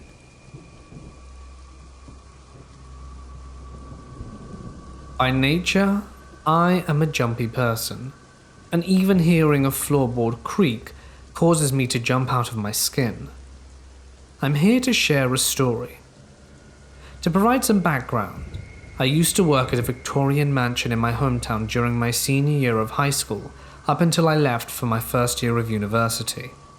I was a tour guide there, and because of this I was kind of allowed to just explore the home during my free time between tours. This mansion, which is known for its eccentric owner and is apparently haunted according to local urban legend, is big. Big isn't really the right word to describe it. As a home, it's huge. Its layout is confusing, which lends itself to the overall creepy vibe that the house just gives off. The house is allegedly haunted by its owner, and I'm happy to confirm or deny which house it is if people would like that sort of thing, as it's a well-known tourist attraction from where I'm from. There's a certain time of year running from June to mid-July where the house is generally more active. It is generally accepted by tour guides, as we were the ones spending the most time in the house out of all of the employees. But there are far more sightings and paranormal experiences that would occur during this time of year. Our running theory is that these weeks were the time in which the owner's daughter had been alive, before dying 6 weeks after birth. The death was what really started the owner's spiral into what many would consider to be hysteria or craziness. This happened in late July of 2018, if I remember right. It had been a slow day, especially slow for the summer months, where waves of tourists would come tour the home. During slower times, tour guides are sent to the home to clean, generally dusting, washing windows or sweeping, simple tasks to help maintain the house. I, along with one of my co-workers, was cleaning in the owner's main bedroom. Us tour guides would refer to this room as the dead room, as this was in fact the room that the owner died in. It wasn't something we would use around guests, as this would probably freak out the ones that weren't fans of paranormal activity, as we had lots of guests that were fascinated with the architecture, or were just there because Yelp said it was a fun tour. At this time, my co-worker was fairly new to the job, and seeing that I was one of the more senior tour guides with a year underneath my belt, I was pointing out things in the room to her. One thing in particular that I pointed out was a scent sachet that was placed in a period picture on the bedside table. It was supposed to have a floral scent of some kind, but was not particularly strong, so most guests likely wouldn't be able to notice any difference it could possibly make. After doing so, I decided to actually do my job and clean. I was dusting the window frames and my co-worker was inspecting the chest of drawers. For reference, this is across the room from where I pointed out the scent sachet to her just minutes before. While she was seeing if the various drawers in this antique piece of furniture would open, she noticed that the scent sachet would possibly be more effective on this side of the room, as this was the side of the room where guests would enter on the tour. There were 4 drawers on each side of the chest of drawers, and she finally got to the bottom one. And at the time we were about 3 or 4 feet apart, our backs to each other, and my co-worker said in passing, "I'm sorry, Mom," to the home's deceased owner, as there was a possibility that this piece was original to the house. We are unsure, as all of the furniture was sold off shortly after the owner's death in private auction. As she stood up, there all of a sudden was a strong scent of roses, as if someone was shoving a bouquet right in your face, coming from right between where we were standing. I remember feeling this wave of panic immediately wash over me, as I turned to look at my co-worker and asked her if she smelt it too. She said yes, and that she was certain we weren't alone anymore. After a long second of us just looking at each other, the 2 of us bolted from the room, incredibly spooked by this very in-your-face moment, and I have no way to explain it since, and the smell of roses never fails to cause a shiver to run down my spine. My story takes place in a small Scottish town, roughly situated between the larger cities of Edinburgh and Glasgow. For context, I'm a 42-year-old female. I'm a dentist by trade and have been for the last 19 years. I mention this only to demonstrate that I'm a fairly grounded and level-headed individual who will always strive to find any rational explanation for any unusual or surprising occurrences and situations in which I may find myself. I have, however, always believed that the energy that keeps each of us alive, some may refer to this as our souls, does not and cannot dissipate the moment our bodies cease to be alive. To quote one of the laws of physics, energy can neither be created nor destroyed, only converted from one form to another. The only way to use energy is to transform energy to one form to another. Hence I believe that the energy which makes up that age-old mystery of life itself cannot just disappear once the body's vessel dies. Which begs the question, where does it go? Now I apologize if this sounds a little preachy, but it's what I've always rationalized the concept of ghosts or spirits to myself as. And as it stands, I believe I've had a number of what can be referred to as paranormal encounters, many of which were experienced in my childhood home. I accept that many people would disagree, but I'm guessing if you're listening to this now, we're more than likely on the same page. So here's my tale, and I hope you enjoy it. But the story doesn't begin with me. My parents bought our house as a fixer-upper when they got married 44 years ago, built in 1888. However, as a newly married couple in the 1970s, it was only just affordable. Eventually, over time, and by investing a lot of hard work, my mum and dad provided my younger brother and I with a beautiful family home full of love and many happy memories. Some memories, however, I wouldn't exactly describe as happy, but I digress. On with the story. First, let me briefly describe the house's layout. It still contained many of the original period features. Beautiful high ceilings with ornate concealing around the edges. The living room and dining area had at one point been separated by a partitioning wall, which my dad had decided to knock through, resulting in one larger room with a sort of alcove feature. At the end of the downstairs hall was a huge solid wooden door with a gorgeous antique original frosted glass window adorned with images of flowers. This door opened into a small vestibule, beyond which was the large, heavy wooden front door. The staircase still retained the original wooden and wrought iron banister. The top 4 steps curved sharply to the left, leading onto a very small landing, which was not visible from the bottom of the staircase. The upper floors of our house were much smaller than the ground floor, especially after our parents extended the property out onto the sizable back garden. This may seem like a lot of information, but it is crucial to the story that I illustrate the layout and the fact that some changes to the original house design had taken place. At the top of the stairs, only 3 rooms existed: my bedroom, my brother's, and the family room. Now, this first tale isn't paranormal of nature, but I felt worth including it nonetheless. Shortly after they were married and had moved into our house, my parents were settled into bed when the front doorbell went.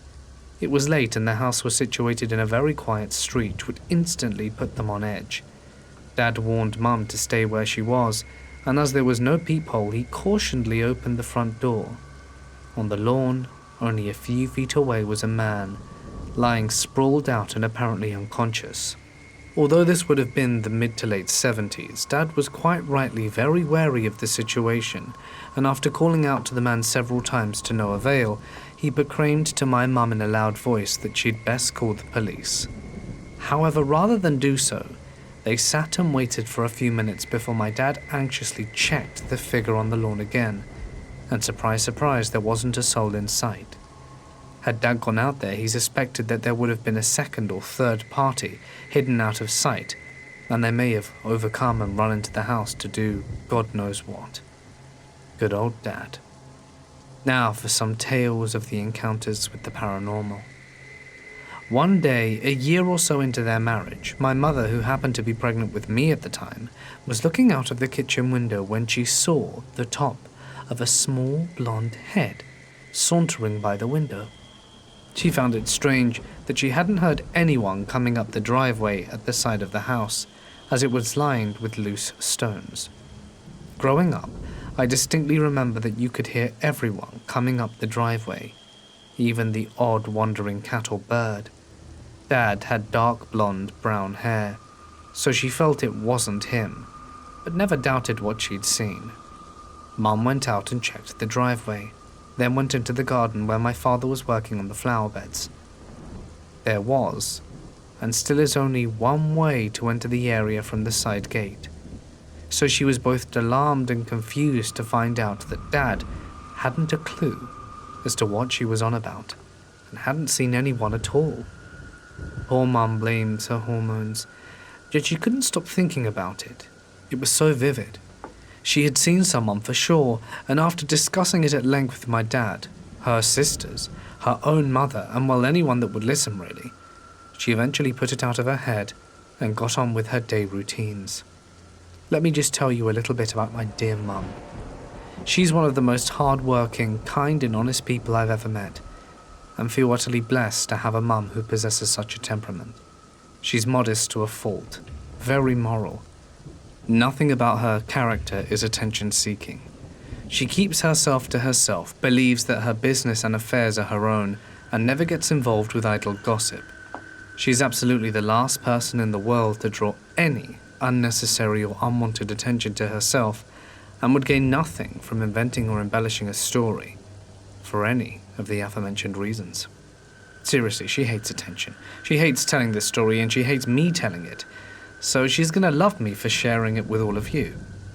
A few weeks later, there was my mum happily getting on with housework, preparing for my imminent arrival, and she found herself cleaning out the bathroom upstairs. Then as she was vacuuming the floor, she moved out onto the landing. Remember that very small landing at the top of the curvy stairs? She glanced out behind her, actually dropped the vacuum in front, and I swear she says she nearly gave birth to me right then and there. Peering around the corner of the staircase was a young, very thin, and very pale boy with blonde hair and big, wide blue eyes, with a quizzical expression on his gaunt little face.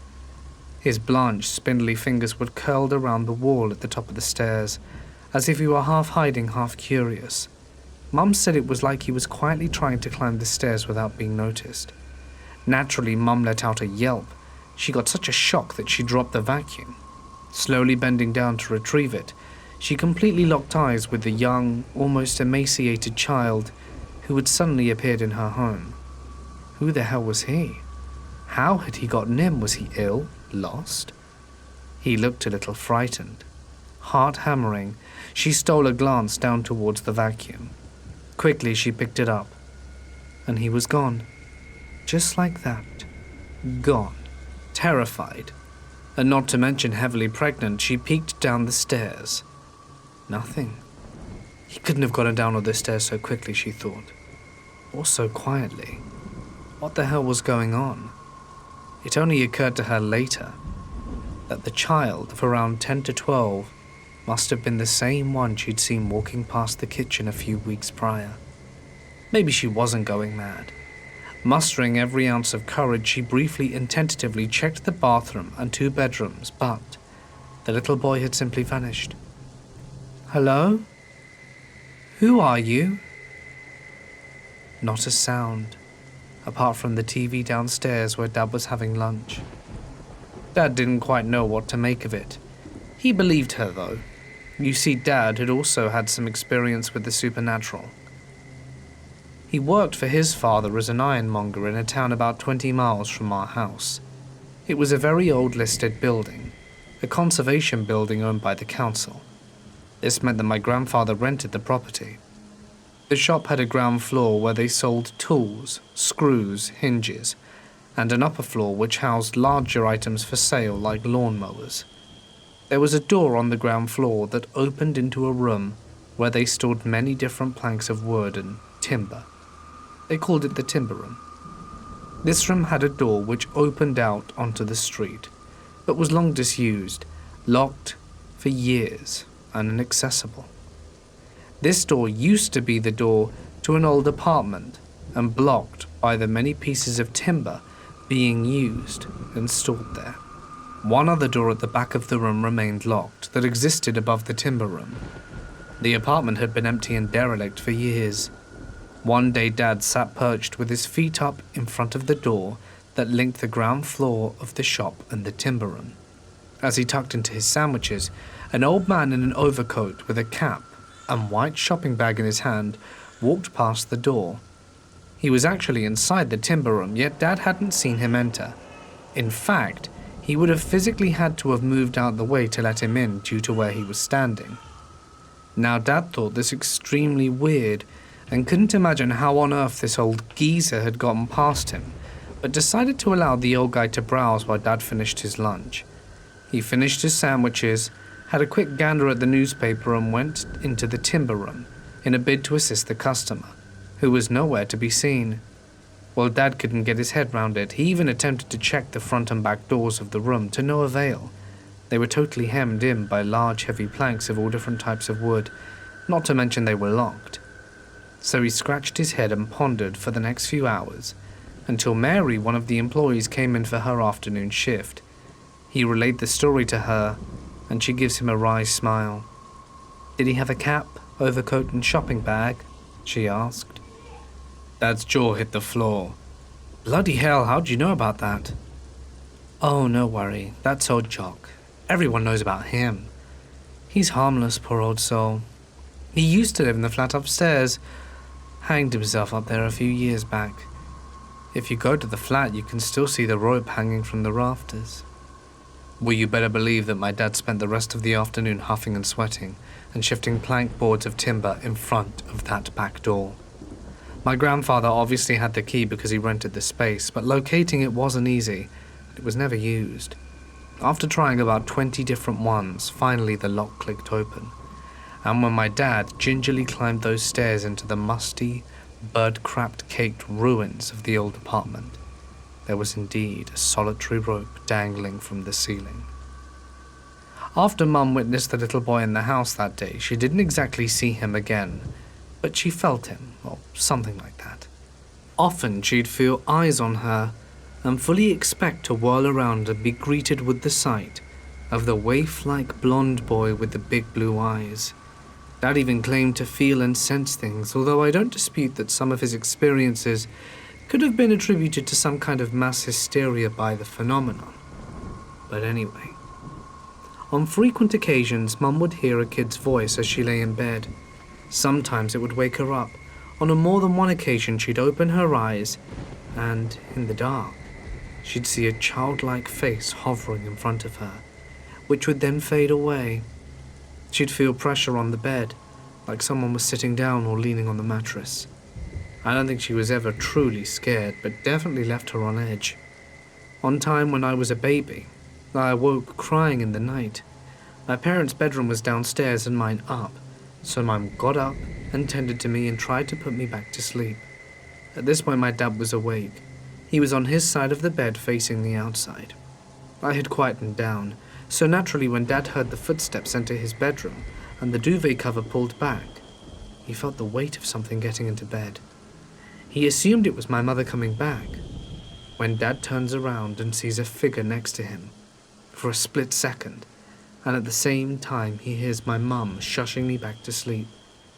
Then the figure was gone, and there was no one else in the bed but him. Safe to say Dad did not get any sleep that night.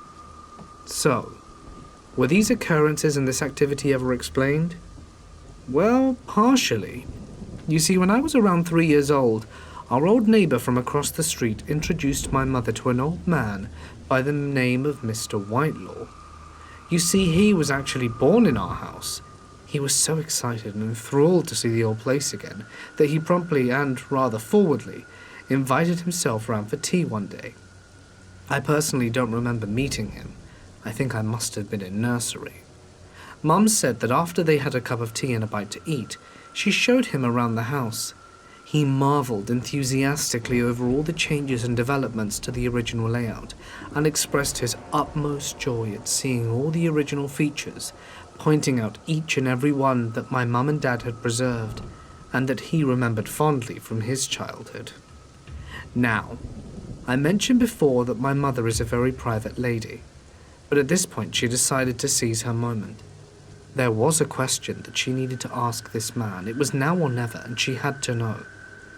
Mr. Whitelaw, I hope you don't mind me asking, and you may think me very foolish, but do you know of anyone who died in this house? Mr. Whitelaw promptly stopped in his tracks and stared intently at my mother. Why do you ask that, my dear? He asked with a soft smile touching the corners of his mouth. Mum explained that she had seen a mysterious young boy on a few occasions in and around the property. What did he look like?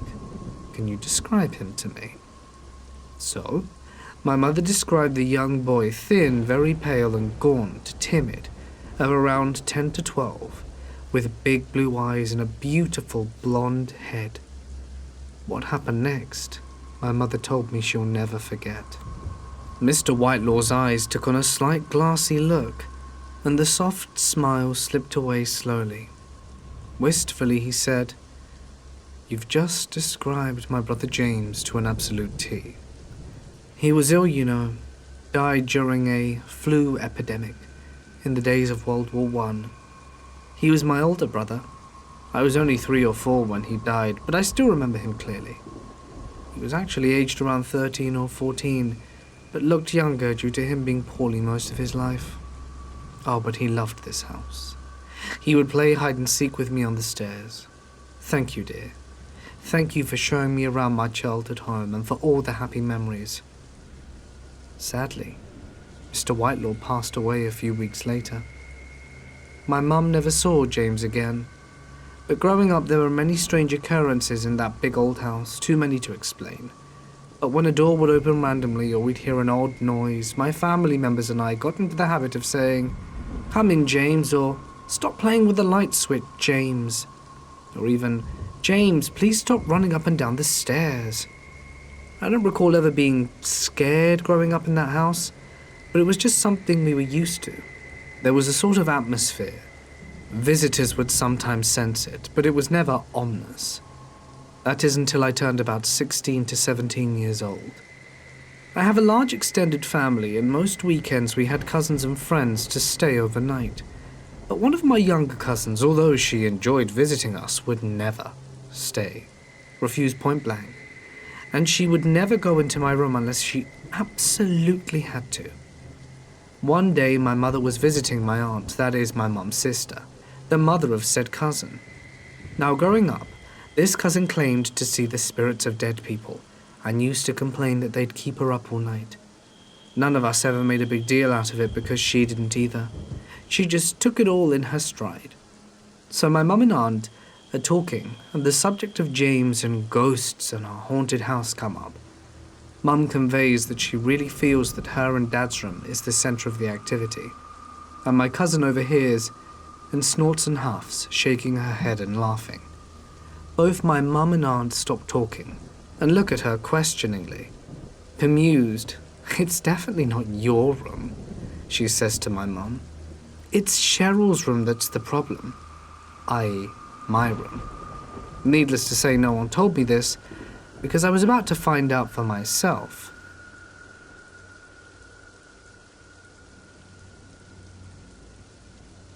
When I was 13 to 14 years old, I lived in an older house.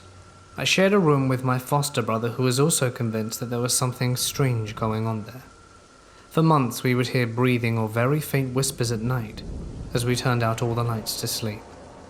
We decided to move around the beds and TV stand to see if we could hear things wrong. But the first night, and most nights after, I would feel something moving and push against the bottom of my mattress at night. When my foster brother was out the house, I would hear sighs and creaks from under his bed. We were both out the house one day, and when I returned that night, my foster parents told me they thought we were home all day because they heard something slamming stuff around my room, but neither of us had been there until I got back that night. Eventually we all went on vacation, but hours after we left, the house had caught fire with an undetermined source. Apparently that's the third house of theirs that had burnt down. My foster parents were old country-living Christians and really didn't have any baggage. My foster brother and I had played a few horror games on our Xbox, but nothing too chaotic or nightmare-inducing.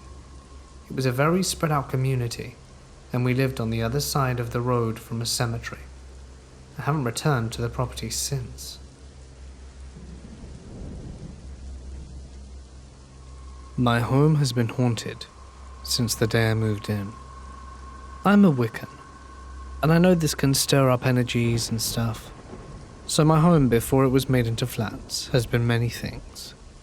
It has been a theatre, a town hall, a clothing factory, and a nightclub, which burnt down apart from the outer walls, which were then used for the exterior of the flats, one of which I live in. We have had minor disturbances due to spiritual activity. Some activity feels okay, while others are negative. One room in particular feels bad. When my husband moved in, he had always flatly refused to sleep there. So, a few years after meeting my husband, I fell pregnant, which in itself had some odd occurrences. Time moves on, and we need to prepare the room for the baby. We live in a 2-bedroom flat, so my boy had to sleep in that room, where my husband refuses to sleep. My baby boy is born and seems really happy. There were a few occasions where things happened. Once he was in his high chair and pointed to a point where there was no one and said, "Man, coming." This totally freaked out my husband. Over the years, instead of my boy wanting to spend more time in his room, he has spent less time in it. Bedtimes were always a battle, as they are for most parents. But for us it was worse, as he would flatly refuse to sleep in his room, to the point where my husband would have to carry him or bodily walk him down the hallway. So my friend and her daughter came over for the day. The children begged us for a sleepover, to which we reluctantly agreed. The children played all day, but at one point they opened the loft, which is in his room. They both said they felt a very cold wind come out of it. We as parents told them not to play with the loft, as it could be dangerous, as most parents probably would say. Dinner time comes, the kids have takeaway and a movie, and the evening moves on uneventfully. So getting near bedtime, we wanted the children in separate beds due to age and being a boy and a girl. So we pulled out the sofa bed so that my friend and her daughter could sleep there. The children had other ideas and were play fighting on it, and then laying on it watching TV. We told them after time that this cannot happen, and in the end they agreed with my friend sleeping with her daughter, and my boy would sleep on the other side of the sofa. Time moves on. It's getting later and later, and as kids do on sleepovers, they didn't want to sleep, but eventually did. My friend had brought some wine over and suggested we go into my boy's room for a few drinks. Not so many we couldn't deal with the kids, but enough to get us giggly. So we sat in my son's bottom bunk with our drinks and some sweets. The mattress was normally nice and soft, but we felt it harden and felt like someone was pushing it from underneath. There was no gap under the bed where anyone could get under. It felt like the mattress was being lifted. My friend screamed. She saw a man in a black suit with a top hat and a cane, which stood at the end of the bed near her. We got off the bed like a shot. We then called upon Archangel Michael, who normally always heard your call, but at night he didn't respond, no matter how hard we called him. My friend checked on the children and they were sleeping, but 5 minutes after she left the room, they rushed in telling us something woke up with them, feeling like they were being choked by a man in a black suit, which is what my friend saw. Not to mention the air in the room felt ice cold and had a bad smell. We ushered the children into the lounge, one adult in front and one behind. They sat on the bed and we told them it would be okay, but it wasn't. My friend tried to call or text a friend. She had no signal and credit, but nothing got through and her phone continued to play up. Anyway, back to the children. The entity followed us back to the kitchen and lounge, where once again it continued to attack the children. The girl said it had its arm down her throat and she could hardly breathe. My son was feeling physically sick and also had trouble breathing. It gave my friend awful stomach pains, and she felt physically sick too. The children drew the sign of the cross on a piece of card which they put on the wall, and shortly after this, the cross looked like it had been swiped off the wall and inverted.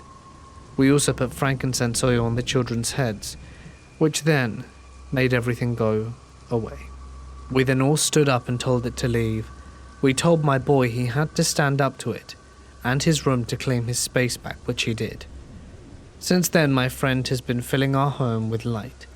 I'm getting the house blessed and have put frankincense around the house. My boy, as of yet, has not gone back into his room. I'll sleep there first. But hopefully, whatever it was, is finally gone. I met my husband when I was 15. After a couple of years of flirting, hooking up at parties, etc., we began steadily dating when I was 17 and he 18. My parents loved him, and we were fairly liberal. They would allow him to stay over, but only if he slept in a made-up bed on the floor in my room. Very trusting, I know. However, one night, one of my female friends was staying too, so she and I slept in my bed, and my husband slept on the floor. We all drifted off, and I had just fallen into a deep sleep when I was jolted awake by my husband. He was sitting bolt upright and punching me in the back, frantically shouting that something or someone had grabbed his feet and hovered over his face. He felt like he was suffocating. Now, I must state here that my guy is honestly one of the most sensible, composed, and skeptical people I know. As a couple, we are total opposites, and they do say opposites attract. Hence, this uncharacteristic behavior of him really alarmed me. Fair enough, we'd probably been to the pub that night, and yes, there are people listening who will attribute this to sleep paralysis, but all I know for sure is that he was absolutely petrified, convinced that something had attacked him. He described waking up because he felt something grab at his feet and ankles, holding them down. Then he saw a dark figure bending over him and felt he couldn't breathe. That's when he began to call on me, and finally sat up thrashing. The only way I could stop him from fleeing the house and walking the 2 miles home at 4 a.m. in the morning was to get down on the floor and hug him tightly. He held on to me like his life depended on it, and I swear, I thought his heart was going to burst out of his chest. I've been married to this man for 15 years now, and I've never seen him act like that since. It scared him crapless, and it scared me too. Next morning at breakfast, he described what had happened to my mum. She just stared back at him slack-jawed. "The same thing happened to me 2 nights ago," she said. "A dark figure leaning over me. I had such a feeling of dread, and felt like I couldn't breathe or move." My husband also said that one night, after I'd had a party when my parents were away on holiday, he was sitting by himself in the living room, finishing his drink, and he witnessed a glass move across the table. Then he heard a noise like someone was flicking and pinging all the glasses in the room that were sitting out on the tabletops. My husband also grew up in a very old house, one much larger than ours. It even had an old servants' quarter area, and he witnessed a woman in a large grey bustling dress walk straight past him and through a wall. Recounting all of these experiences and writing them down has admittedly taken a lot longer than I originally thought it would. I do have other stories, but I'll save them for another time. But before I wrap this one up, I have one more event I'd like to share, and it relates to the seemingly ominous presence that inhabited our old house after young James had made himself scarce. One night when I was around 16 or 17, my parents attended a party at a neighbor's house. My younger brother was staying with cousins, and never one to miss an opportunity, I invited round 5 or 6 friends to play our guitars and have a bit of a jamming session. We were in mixed company, male and female. One of my female friends was upset because her boyfriend and her had broken up, so I suggested that she stay over for the night. She agreed, and as it approached about 11 p.m, the rest of the gang called for taxis, and one by one, I let them out the front door. Now, the staircase is at the front door, end of the hall, and the living room is at the opposite end. Our landline telephone, in the days when mobile phones weren't about, was on a small table in the hall, right next to the door to the living room. A potted houseplant sat next to the telephone table. My friend asked to use the telephone to let her folks know that she was staying over, and here's where something happened that affected me profoundly, so much that I'm sharing it with a bunch of strangers 25 years later. Just as my friend, still sobbing over the breakup, hung up the phone, an almighty bang came from upstairs, shaking the house slightly. Horrified, my friend began to panic. "It's okay," I laughed. "It's just one of the doors upstairs slamming shut. Someone must have opened a window. That can happen if there's a draft." I smiled at her and put my hand on her arm. She was still pretty upset. Then bang. Again, her eyes opened so wide I could see the whites all around her pupils. In fright, my fingers unintentionally dug into the flesh of her forearm. "Don't worry, it's just the other doors." But this time I wasn't so sure. There were only 3 doors upstairs. Remember the layout I described? Bathroom, bedroom, bathroom? Well, the thing that was bothering me was the fact that we didn't have twisty doorknobs upstairs. The 3 doorknobs had handles, with long horizontal levers that you have to physically push down to open and close. And once the doors slammed, they were closed. Window draft or not, those doors would not open again unless the handles were pushed down. We were just getting organized to get settled into the living room and watch a film, when another bang happened, and my friend lost it. I tried to calm her down and told her it was okay. I said it was probably one of our mates who had perhaps stayed behind and were playing a really crappy joke on us. All the while I'm thinking, 3 slams. If I hear another, I'm going to lose my mind. Plus, I couldn't work out how a drafty window and ROM room could cause all 3 doors to slam. I didn't like this. This was my house. I was supposed to feel safe here. I wished my parents were home. My dad would know what to do. He always did. Heart pounding, I tentatively walked down the hall to the foot of the stairs and peered up into the darkness. Aye, very good. Who's the smart ass, eh? Not funny, guys, not cool. You better come down right now, because if my folks find... And then it happened. As clear as day. I heard one of the doors from upstairs slam hard. Mentally trying to do the maths and work out how the hell there could have been another bang, my thought process was interrupted by the most guttural, loudest, menacing growl from the top of the staircase. My friend screamed. I jumped and noped right out of the hall and into the living room as fast as I could with my friend on my heels. We slammed the living room door shut, leaving on the hall light, staring at each other, breathing heavily, my friend in tears. We just asked ourselves over and over, what the hell just happened? I honestly don't know how long we were there for, but I practically had to beg my pal to stay with me, as she was truly terrified. I reckon it was about 45 minutes to an hour later that I decided to try and pull the landline phone into the living room, stretch the flex cord under the door. I knew it would reach. I'd seen my mum do it loads of times. And I honestly can't tell you how much I was totally crapping myself, and I opened that door into our hall. Shooting out, I grabbed the landline, tried desperately to unravel the flex, and pull it into the living room. When I crap you not, another door got slammed, and a loud, raspy, sinister demonic growl emanated from the top of the stairs. I yanked the phone into the living room, got the cable caught on the houseplant, knocked it over, and spilled soil all over the carpet. But I didn't care. I wanted the door between myself and the hall space closed. When I finally managed it, I honestly could have wept myself with relief. My friend was wrecked by now. It was too late to call any of our friends. Their parents would go mad. So I decided to call the neighbor's house where my parents were spending the evening. But alas, no answer. They were clearly having a better night than us.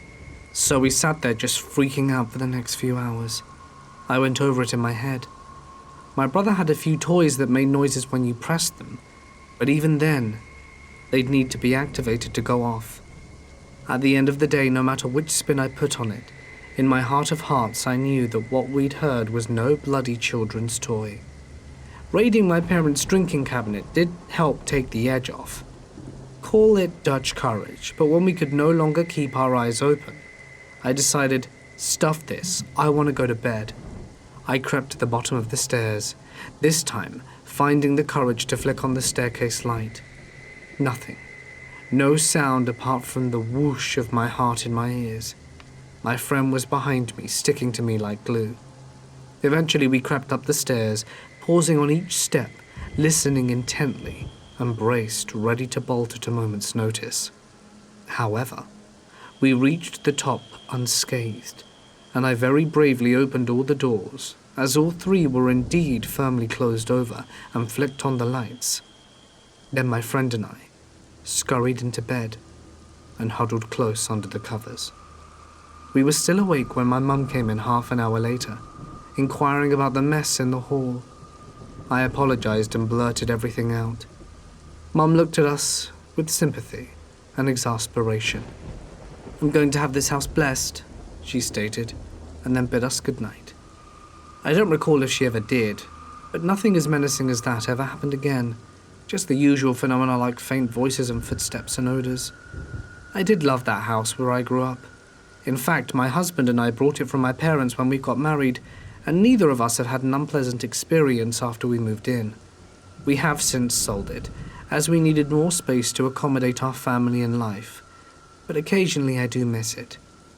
I think it's because of where I grew up, and because of all the happy memories I have whilst living there, that it reminds me of my dad. We both used to sit in the corner of the living room and listen to his old 1970s Elton John vinyls. Regrettably and sadly, Dad passed away 4 years ago, and it still hurts every day. My children swear that they still hear his spirit walking around when they stay overnight with my mum, and my 8-year-old daughter is sure she heard him call her name. I do hope that's true.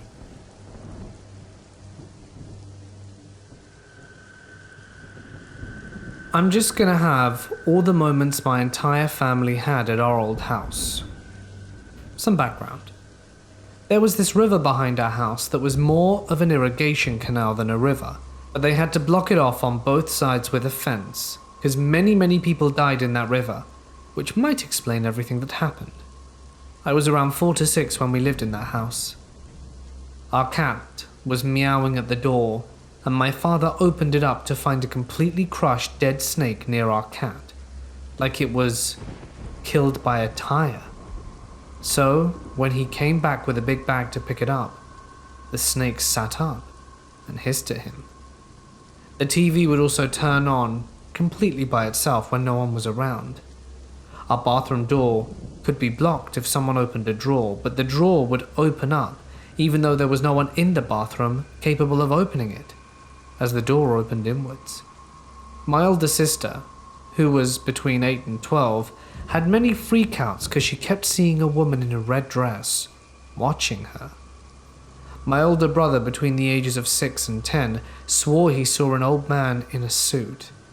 My ma and pa would also hear me and my younger brother talking to someone in our room over the baby monitor, and at first they didn't care because they thought it was my oldest brother just saying hello to his toddler siblings, until one night my dad finally got pissed, and their door was right across from ours, so in one quick motion he got out of bed and swung it open to yell at our brother for not letting us sleep.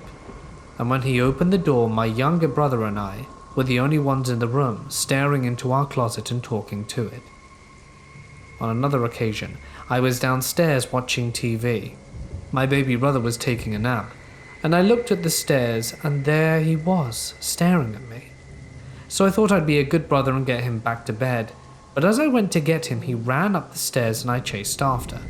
He ran into our room and closed the door, and just as I was about to open the door, 2 doors down, my baby brother comes out from the bathroom wearing a completely different set of pajamas.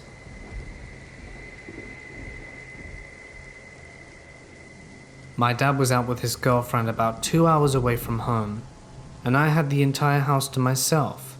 I wasn't expecting them for at least 4 to 7 hours, when I heard the garage door open. It has a very distinctive sound due to the way it echoes through the kitchen and across the open-plan tiled house. Immediately I heard the clicking of his girlfriend's boots and knew it was her from how short she was compared to the rest of the family. She walked like she had something to prove, something to make up for her height. She was definitely saying something to my dad too as she entered, and I could hear him say something back. Since it was so early for them to be home, I had a feeling something was off. I was already basically done with my shower, so I hopped out and threw a towel on, opening the door and looked down at the hall and across the house for them. I absolutely pulled the horror movie rookie move of investigating in a towel, walked the length of the house and saw the gate outside was still closed, opened the door to the garage and saw it empty, and even did an extra loop to rule out missing something. I was 100% home alone still. This wasn't the first time I'd heard something while being home alone. It was just the most distinct. My whole family has heard the slider doors open. When I went car shopping with my dad, my sister heard the garage door and the door in the house from the garage open. No one came home either then. My dad has seen people on the property at 3 a.m, but they're gone without a trace and too fast for a real criminal to be snooping. The house just makes noises that imitate us and aspects of the home. The walls don't bleed though. That's why we still live there. I used to live in an 110-year-old house in San Jose with a few buddies of mine. We'd hear stories from contractors that were preparing the house for renters after the old lady had gone senile and had been transferred to a nursing home. Things like footsteps upstairs when no one was home, and the electrician was in the basement. hollow noises where noises shouldn't come from. Well, about 3 months after we moved in, we were startled by apparent heavy footsteps coming up the wooden stairs from the street. Thinking it was one of our roommates coming home early, we would open the door to greet him, but no one was ever there. I can't stress that enough. Yet, the best would come almost a year and a half later. I was splitting the front room with my friend, and late one night at about 3:30 a.m., I awoke to the right side of my futon depressing, and the wooden part of the futon creaking very loudly, as if an extreme weight had been set on it. This was compounded by the fact that my whole left side on the futon I had been sleeping on lifted in the air about 6 inches. Yeah, it was dead quiet, and all the hairs on my body went up as the air got noticeably colder. I was sleeping towards the wall for 2 very long minutes. I tried to get myself to face whatever it was that was causing my whole bed to raise up. Let me tell you, to even get that futon to creak, you'd have to jump up and down on it with significant weight. Just the way it was creaking sounded like 300 pounds were being focused on one point. Whatever it was dissipated into thin air as my bed slowly went back down again. I woke up to a depression on my right side of the futon, something that I also cannot stress enough would take a lot of weight to do, as it was a very firm futon mattress. It gets better. My roommate was awake the whole time and heard the exact same thing I did at the same time I told him it happened at. He never opened his eyes either, as he thought it was just me shifting the bed around. After this, it never happened again, but I could totally tell it was something in the house finally trying to connect with us, and it took all the energy it could in the room to get the point across. Even when I see the house today, it still freaks me out.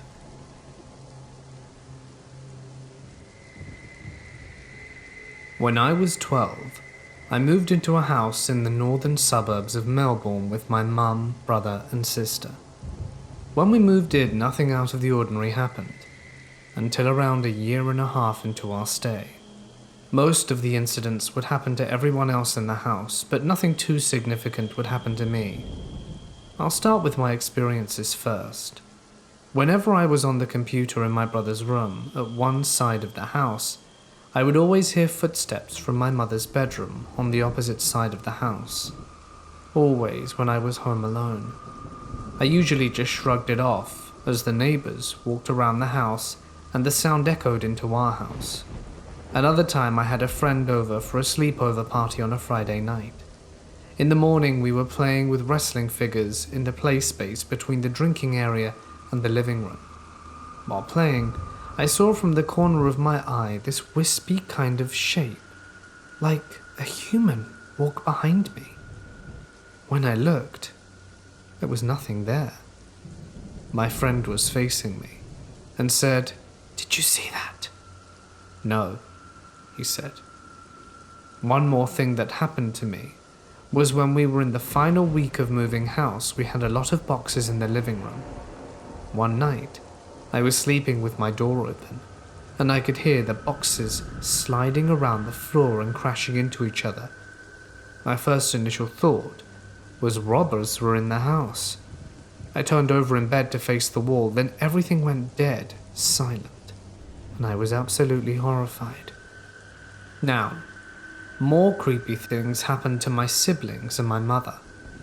My mother used to hear a painting always fall off in the hallway, but it would fall and land upright leaning against the wall. At night, she had her closet open, and a coat hanger would often fly out the closet onto the floor. She once saw the imprint of someone sitting on her bed once, and she told me that when she was walking down the hallway, she felt as if someone was right behind her. My brother had a lot of weird things happen too. His room was located towards the back of the house next to the kitchen. At around 5 a.m. in the morning, he would hear the pots and pans moving around. He would ask my mother why her partner was up so early making noises. She would say, "He wasn't even here last night or this morning." Once when he had a friend over, they were in his room, when they saw, from under his door, the hallway light turn on. He thought someone was going to the toilet, as he saw a shadow under the door as if someone had walked past. I was not home at the time, neither was my sister, and my mother wouldn't have gone to the opposite side of the house because she had an ensuite of her own. He opened the door. No one was there. My sister's experiences seemed to be the most frightening though. My mother once told her to brush her teeth in her bathroom, so my sister walked into the room, then walked out, wide-eyed, and said to my mum, "There's someone sitting on your bed." My mother said she was terrified. I had to be brave and say, "I'll come with you, it's okay." Even creepier, my sister told me that she used to see an extremely tall black figure stand outside her doorway a couple of nights, and then some nights it was inside of her room. It would just stand there and look at her. When we finally moved, my mother said to the real estate agent that she thinks the house might have been haunted. But upon moving, she got in contact again with the agent, and apparently there have been no reports of hauntings at all. Yet. Or so she says.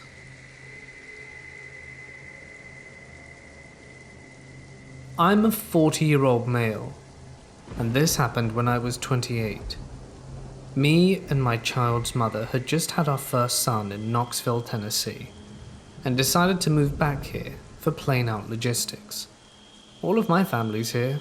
I had no work there, and my family wanted me back. So at the time I had a travel trailer we were living in. So pulling it into town, I got pulled over, not having extended mirrors, pulling said trailer. I knew I had a warrant, basically just had to do 20 days. Sorry, all of this does relate to the story. So while I'm in jail, my kid's mother Jessie, and my grandma and her boyfriend and my parents went looking for a house to rent for me and Jessie, as she complained she hated the trailer. Boy oh boy, how she would be eating those words later. At this point I should fill you in on the fact that I'm sensitive. The first memories I've had were of ghosts. Growing up in a horribly haunted house, so in short I can walk in a house and feel if there are spirits. Saying that if I would have looked at the house they got for us, I would have said no way. Now don't get me wrong, I'm grateful for their help, but if they had any idea what was to come, they'd have agreed. Fast forward to my release date, 20 days.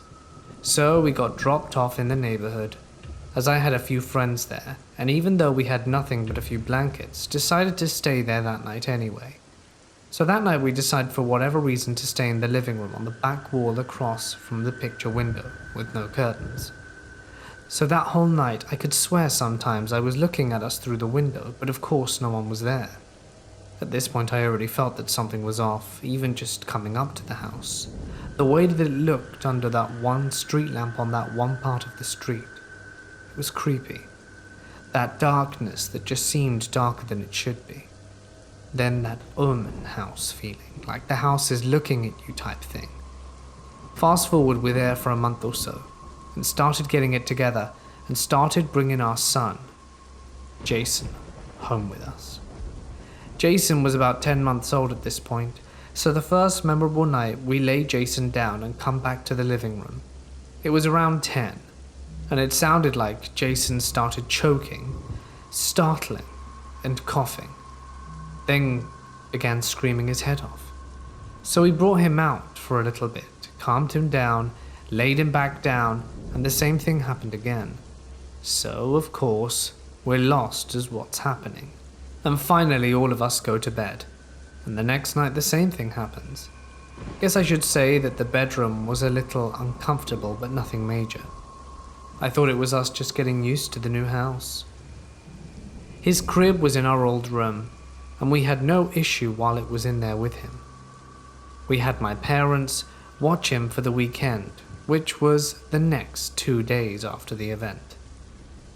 Things were a little bit of a blur as to what the exact time frame is here, but I know it was in the next few days. We went to sleep, I woke up, arms crossed in front of my stomach, and felt like something was sitting on my chest, hands on my mouth. I had never heard of sleep paralysis, but at least in my case, I tried to scream, and if you ever scream with a hand over your mouth, You know the noise it makes.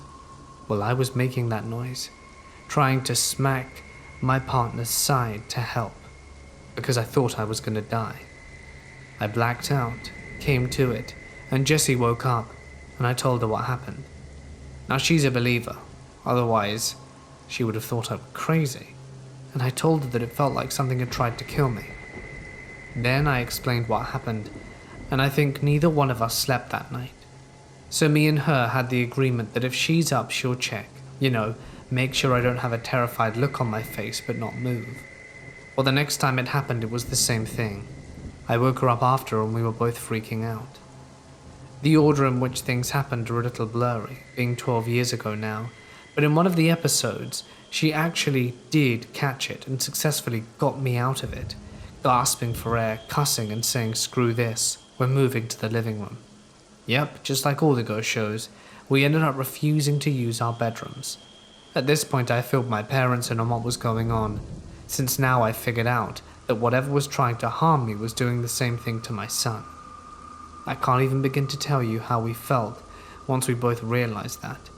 Basically, we were laying our son down with a ghost that had a choking fetish. So we were living in the living room. It's getting cold and you can't keep this house warm. I mean, it's a 700 square foot house that the furnace ran non-stop, and you could actually feel wind go straight through the house no matter how much ceiling I did. I mean, to the tune of a $250 gas bill a month. So we're laying in front of the TV and decided to turn it off. Jessie is already asleep. I turned the TV off and lay there waiting to fall asleep as well. In the corner I see a shape forming. I think I'm tripping. It looks like the Grim Reaper, but there's no such thing. And in the classic cloak and scythe, no less. 8 feet tall, darker than midnight. And after staring at him for a while, I somehow pass out. I wish to note that I never told anyone what I saw. I figured that I'd just be thrown in the loony bin at that point. Fast forward a few more weeks in which I keep seeing things every night there. My partner's also telling me she does as well, so I know it's not just me. But as long as I didn't sleep in that room, I don't have the supposed sleep paralysis episodes, as they only happen there. We're planning on moving but didn't have the money, and just have to endure the hell. You know the funny thing, out of all the things that happened at this house, we never had things thrown at us or moved. So the last night we're there, we're laying in front of the TV. I roll over a little after midnight, tell Jessie I love her, and good night, and I switch the TV off. Then this dark shadow thing is standing in the corner as always, and I can feel its gaze, and can't help but stare, but there's no way this is real, no way. I lay there staring at it for what feels like ages, and then turned the TV back on, and said forget this, and laid back down. I thought my partner was already asleep, I never looked, and literally, when I turned the TV on, she said, "Forget this," out loud. The shadow figure was gone, with the light of course. I kid you not 10 seconds later, then my partner jumps up and says, "Hey, did you see the figure standing in the corner?" At that point it confirmed, it wasn't just me. We throw everything in the car and make a break for it. No way we were going to stay there any longer. An ex of mine had a young son who had a tendency to sit up at night and talk to his friends. No biggie, kids in their imaginations, right? One day the girlfriend and I ordered a pizza, set up a movie, and get the kid washed for bed. He's in his bath and I asked if he was ready to go to sleep, and he said it'd be lonely. I asked why if he said he had his friends. Well, fast forward 30 minutes later, I kill the lights to his bedroom and say goodnight. And he turns to me with the biggest grin ever and says, "He's here, he's back." That's when the doorbell rang, and I just about crapped myself. Turns out it was just the pizza guy.